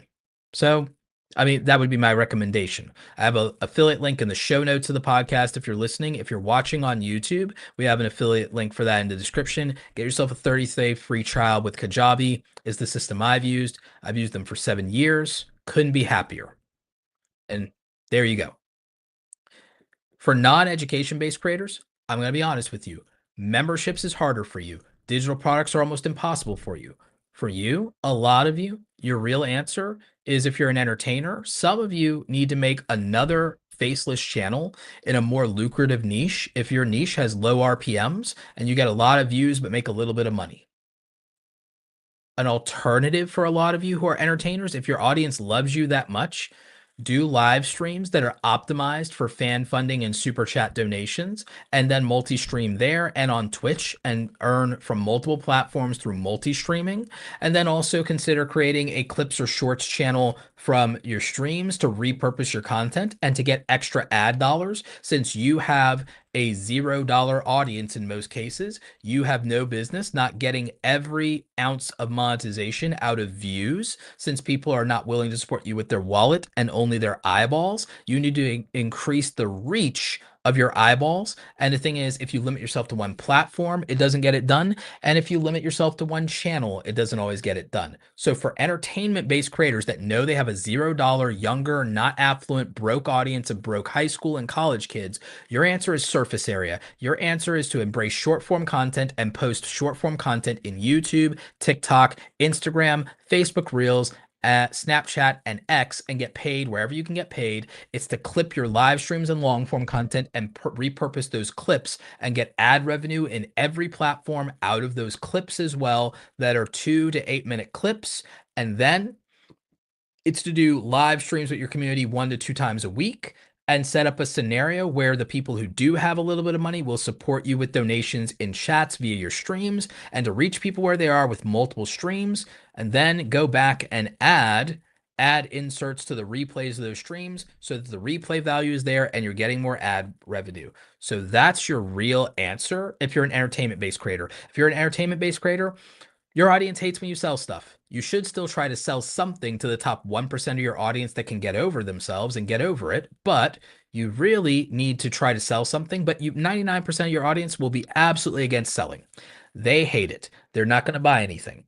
So the only thing you can do really as an entertainer, if you can't overcome that barrier with the best merchandise ever and the best clothing line ever in many places, is you need more $0 opportunities where you can monetize their attention.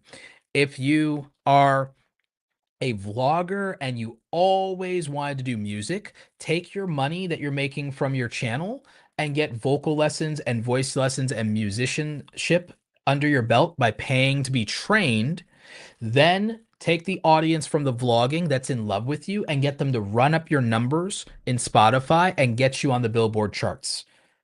Use that to your advantage and then tell them to listen to your stuff in the car. Make a deep discography. Don't halfway do anything, but make a deep discography so they can constantly listen to you so you can get streaming royalties. If you can get a lot of streaming by having a lot of music and having a lot of bingeable music and playlists and things, and an audience that loves you and can just listen to your bops wherever they are, then even with 10, 20,000 supporters, you can get 20 million streams. If you can get 20 million streams a year, you can make $60,000 to $100,000 a year with about 20 million to 30 million streams.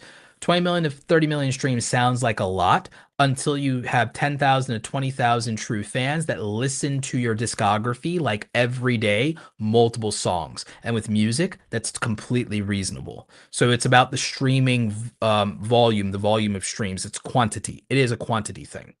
So That's an answer because it's $0 for them to support you by streaming on Spotify and Apple. You just have to create $0 opportunities for your audience that are monetizable for you if you're an entertainer. I still believe that entertainers on social media and YouTube as content creators should sell to their audience, but you realistically have to understand that there'll be 1% or less of those people that are willing to buy. And because a lot of you as entertainers will have young audiences, your margin on those things are not great.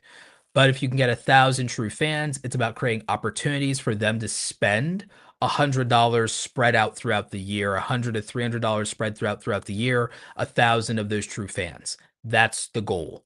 That's what you need to do, whether you're an entertainer, whether you're an educator. If you're an educator, that 100 to 300 LTV is a little easier because you can price higher value stuff, and that will do it. For a lot of you, that'll be one course sale. So 1,000 people who genuinely have a problem that you can solve, you sell them a $300 course. That's $300,000 a year, 1,000 true fans that actually you solve a problem for. Making a above average course is not nearly as difficult for an actual legit content creator and not difficult for a white collar or blue collar professional with a skill or trade they've practiced for 10 years.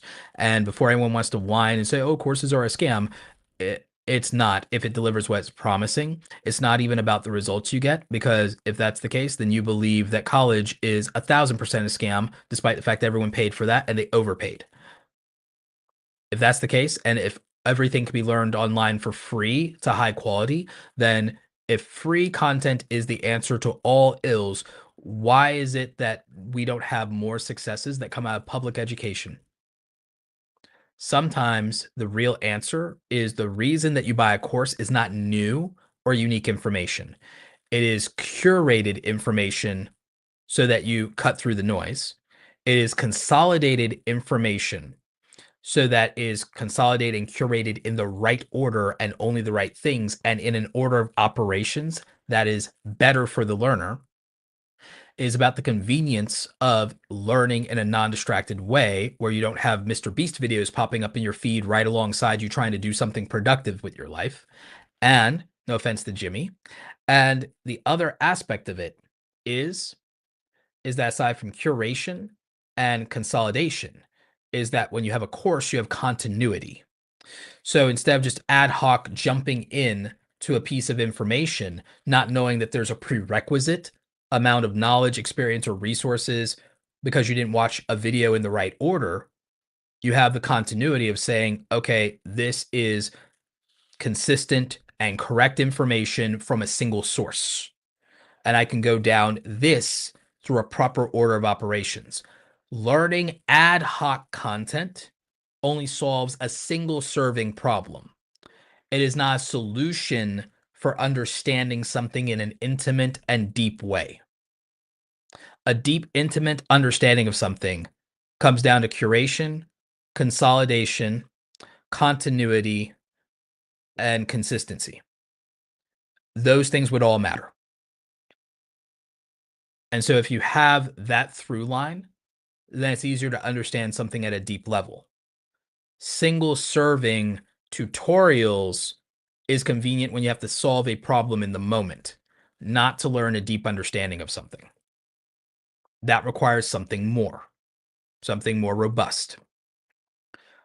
That's structured learning. Structured learning and introducing systems, simple explanations, and then also frameworks for success. That is something that there's an upper limit to how much free content accomplishes that. Do you know what free content does the best job at? Creating results for people who are already smart, which is the same thing that happens in traditional education. The people it serves best are people who are already smart,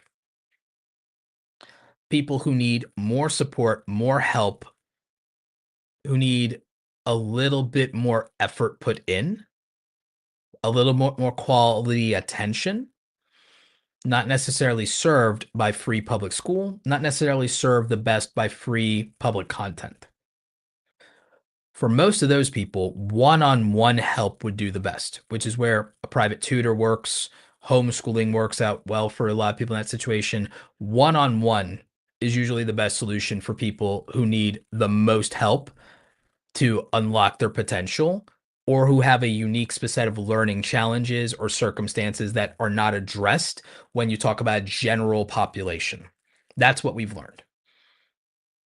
This is true for content creation in particular because it's not given the respect that other white collar professions are given.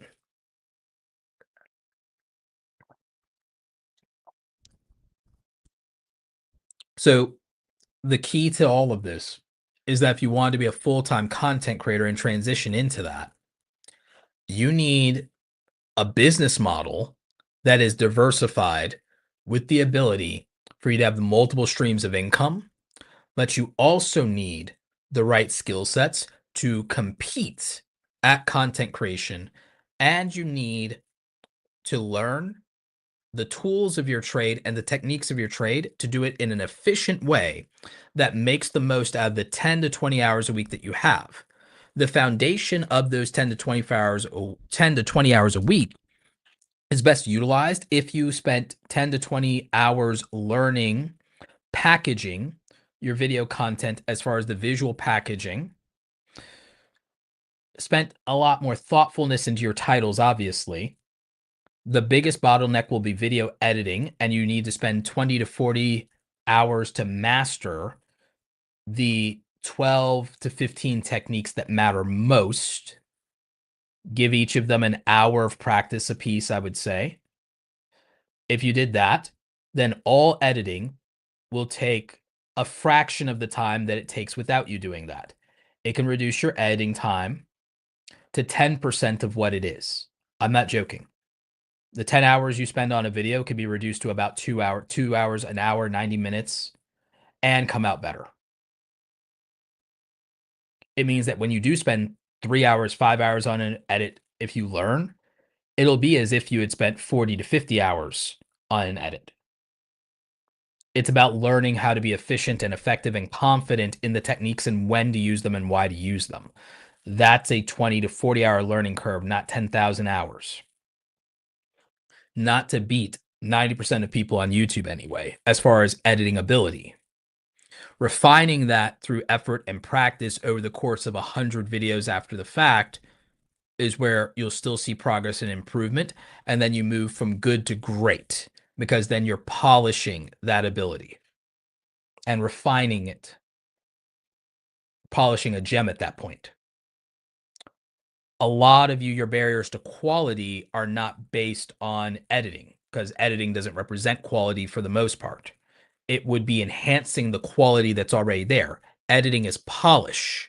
The raw material that your content is comprised of is your planning, your production, and your performance. Performance is $0 to improve. Planning is $0 to improve. Any money can be addressed in production, but even production can be improved with technique even more than it can be improved with better gear and money. Technique would matter more. There are some things that irrefutably matter, like lighting and audio, when it comes to the production side. And then technique is about things like your camera angle, your camera settings, and your composition. Those things can be learned. Your performance can be improved even if you don't have unique talent. And the performance is largely how you present on camera. It's confidence, charisma, communication skills to some degree. If you're doing entertainment, your capacity for physical comedy, facial expressions, gestures, body language. If you want to improve that, you can take improv classes. That could be cheap or free. So these are the real things that matter. As much as some of this sounds repetitive to you, it bears repeating because it's literally what you need to be doing. And it's the difference between good to great and in many cases bad to good. So it would be what you need to change.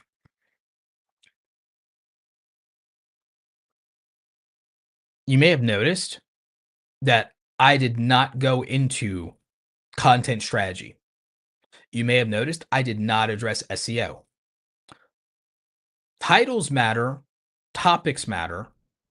As I said, for most of you, your biggest problem with that is not understanding your audience and still trying to please everyone and get general attention instead of focus on a specific unique audience avatar, a tribe of people that you best serve and that you want to be a part of. That is a subject for another episode because today's episode is extra long. Today was a 3 hour long deep dive solo episode. And I couldn't be happier that we got to do this one. I think this is actually one of the best episodes that has been done on this subject. And I think that if you listen to this, you have actual work you can do. If you're this far into the episode in the program and you're listening right now, then you have actionable things you can do and you can improve on. You know how to set the standard to compete with and close the gap between you and the largest content creators in your niche. You have some understanding of the importance of packaging, planning, production, a good publishing schedule, consistency, and how that leads to growth. We'll talk more about growth specifically and about quality versus quantity in another solo session that I have planned for you guys in the next coming days. But I think this is a good place to bookmark it. And I think that you have a lot that you can work on. I think a lot of you can improve the quality of your content. I think a lot of you can improve the value to the viewer up front in the packaging of your content. And I think a lot of you understand that now, that value drives views, quality drives subscribers. And that's the key. And then consistency in publishing and building a bigger back catalog of content grows the overall number of views you get every month, grows the overall number of subscribers you get every month. If you have a video that's getting good subscribers, more videos like that will get you even more subscribers. If you have videos that are getting views, more of them will get you even more views. Quality and quantity are not enemies. They're supposed to be allies. And one of the greatest sins of the YouTube community is making you falsely believe that one comes at the expense of the other, because what they really are not talking about ever is value for the viewer. They're conflating that with quality. Value for the viewer, when they say, well, quality is what matters most, they include thumbnails in that. They include titles. They include topics in that. They include ideation. That's not helpful. It's well-intentioned, but it's not helpful. Separating that and saying we call that value for the viewer is much more helpful. And then limiting quality to the essentially production, performance, and post-production polish so that the viewer has a great experience. Calling that quality makes the most sense, since that then determines the watchability of a video you actually clicked on. And then when we say quantity, why wouldn't you want quantity of good experiences around things you valued?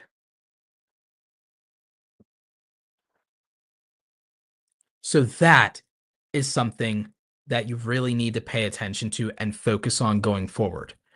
Like I said, we cover a lot of what I feel are the most important things that creators need to know in Awesome Creator Academy, and we meet twice a week in the Awesome Creator Academy Pro group. If you're still listening to the program or you're watching, I highly encourage you to check out awesomecreatoracademy.com/join and see if we'd be a good fit for you. If not, it's no big deal. But if you are listening and watching, I do think that no matter what level of content creator you are, you could benefit from our free Creator Foundations course. I think there's a lot of great material in there, especially our 90-minute monetization masterclass that you could watch no matter what level of content creator you are. So I would definitely encourage you to see if that's something that you think you can benefit from. Now, this is a free course, but it's also a pay what you want, pay what you can course. If I've ever delivered value for you and you feel so inclined and you want to leave a donation for that course when you check out, you're welcome to do it. But it can be $0 or it can be $5, whatever you want to put in there. But the course is free. It will always be available for anyone who has $0 to get a good basis for their creator education. And that's why we made the Creator Foundations course. And we're going to make sure that it's always kept up to date and that it addresses the problems that content creators have. but it's going to be, as I said, Creator Foundations. It covers the broadest, most important problems for the largest group of people. It's not going to have specific information for you as a gamer. It's not going to have a specific group of information for you as a lifestyle influencer.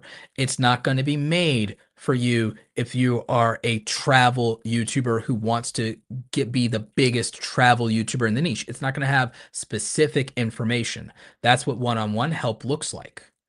It's going to have the broadest information to solve the broadest range of problems for creators and give you a really good understanding of what matters more and what matters most when it comes to being able to build a creator business, establish an audience, find your niche, and how to make content that resonates with people once you understand who your audience is supposed to be. So that's Creator Foundations. It's free. We've linked to it in the chat. It should be linked in the description and in the show notes for you in the podcast and on the YouTube channel.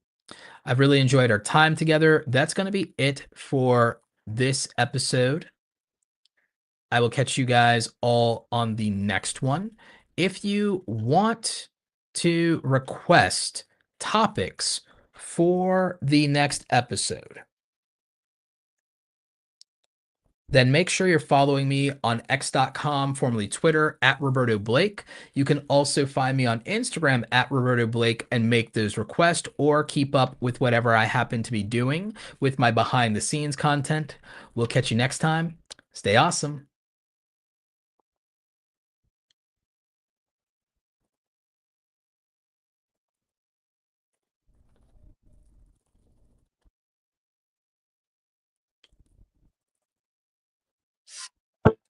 This episode has ended, but your creative journey continues. Visit createsomethingawesometoday.com and access all links and resources mentioned in today's show, all designed to help you create something awesome today.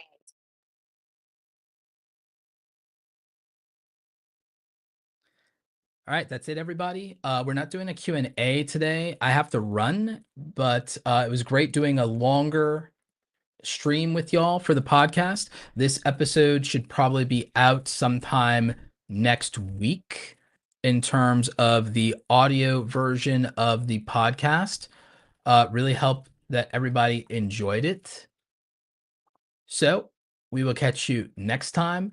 Also tonight on the main channel, 6:30 p.m. Workshop Wednesday stream on being a full-time content creator and building a successful YouTube channel. We're going to talk about the aspects of being a destination channel, and we're going to talk about specifically views, subscribers, and multi-format YouTube channels. So make sure you catch that 6:30 on the main YouTube channel.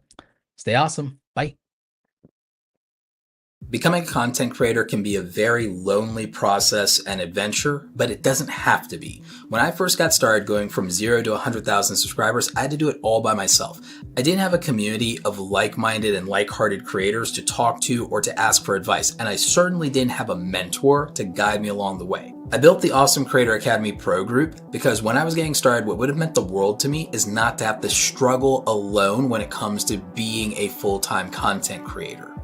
If I had had a community of creators that I could talk to and share information with, I would have avoided a lot of mistakes in my early career, and there would have been opportunities with brand deals where I would have gotten a better understanding of how to negotiate, and I wouldn't have undersold myself. I wouldn't have been taken advantage of in those early situations. So in the Awesome Creator Academy Pro group, myself and our co-instructor Andy Rivera, we meet twice a week for office hours with our creators, and we share information, we talk about how we're building our creator businesses, and we offer constructive criticism and critique on the things that we're working on for our projects. You'll be part of a community of usually around 100 like-minded creators who are taking this seriously just like you are. You'll also have all access as a pro group member to all of our past, present, and future courses, training, templates, digital downloads, and swipe files. You have full access to our creator blueprints where you'll see our systems and the frameworks that we use to execute.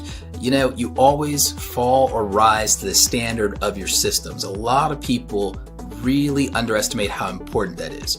We have digital download templates that can help you so you don't have to start with a blank canvas. These done-for-you files are actually incredibly helpful, especially for things like your thumbnails, your media kits, and anything you need for your branding as a content creator to look professional. We have email swipe files that help you with reaching out to brands. We have great information in helping you price yourself and build your packages appropriately. And remember, as part of the pro group, you have the opportunity to ask questions from myself and all the other creators participating. And so this means that if you need to ask questions about a negotiation or a brand deal, there's something you're not sure about, you're trying to find a better monetization opportunity with merch or affiliates, you have people who have done it before, who are already making money, that you can reach out to for advice. As I said, when I was starting out and I was flying solo, this is the thing that I wish I'd had the opportunity to be a part of, and it would have made all the difference in the world in helping me be an even more successful content creator. If you have questions, you can always reach out via support. We're happy to help you figure out if the pro group is right for you. Also, we do have the opportunity for you to become a VIP member if you also would like quarterly one-on-one coaching with me directly. Now go out there and create something awesome today, and hopefully we'll see you in the pro group. Take care.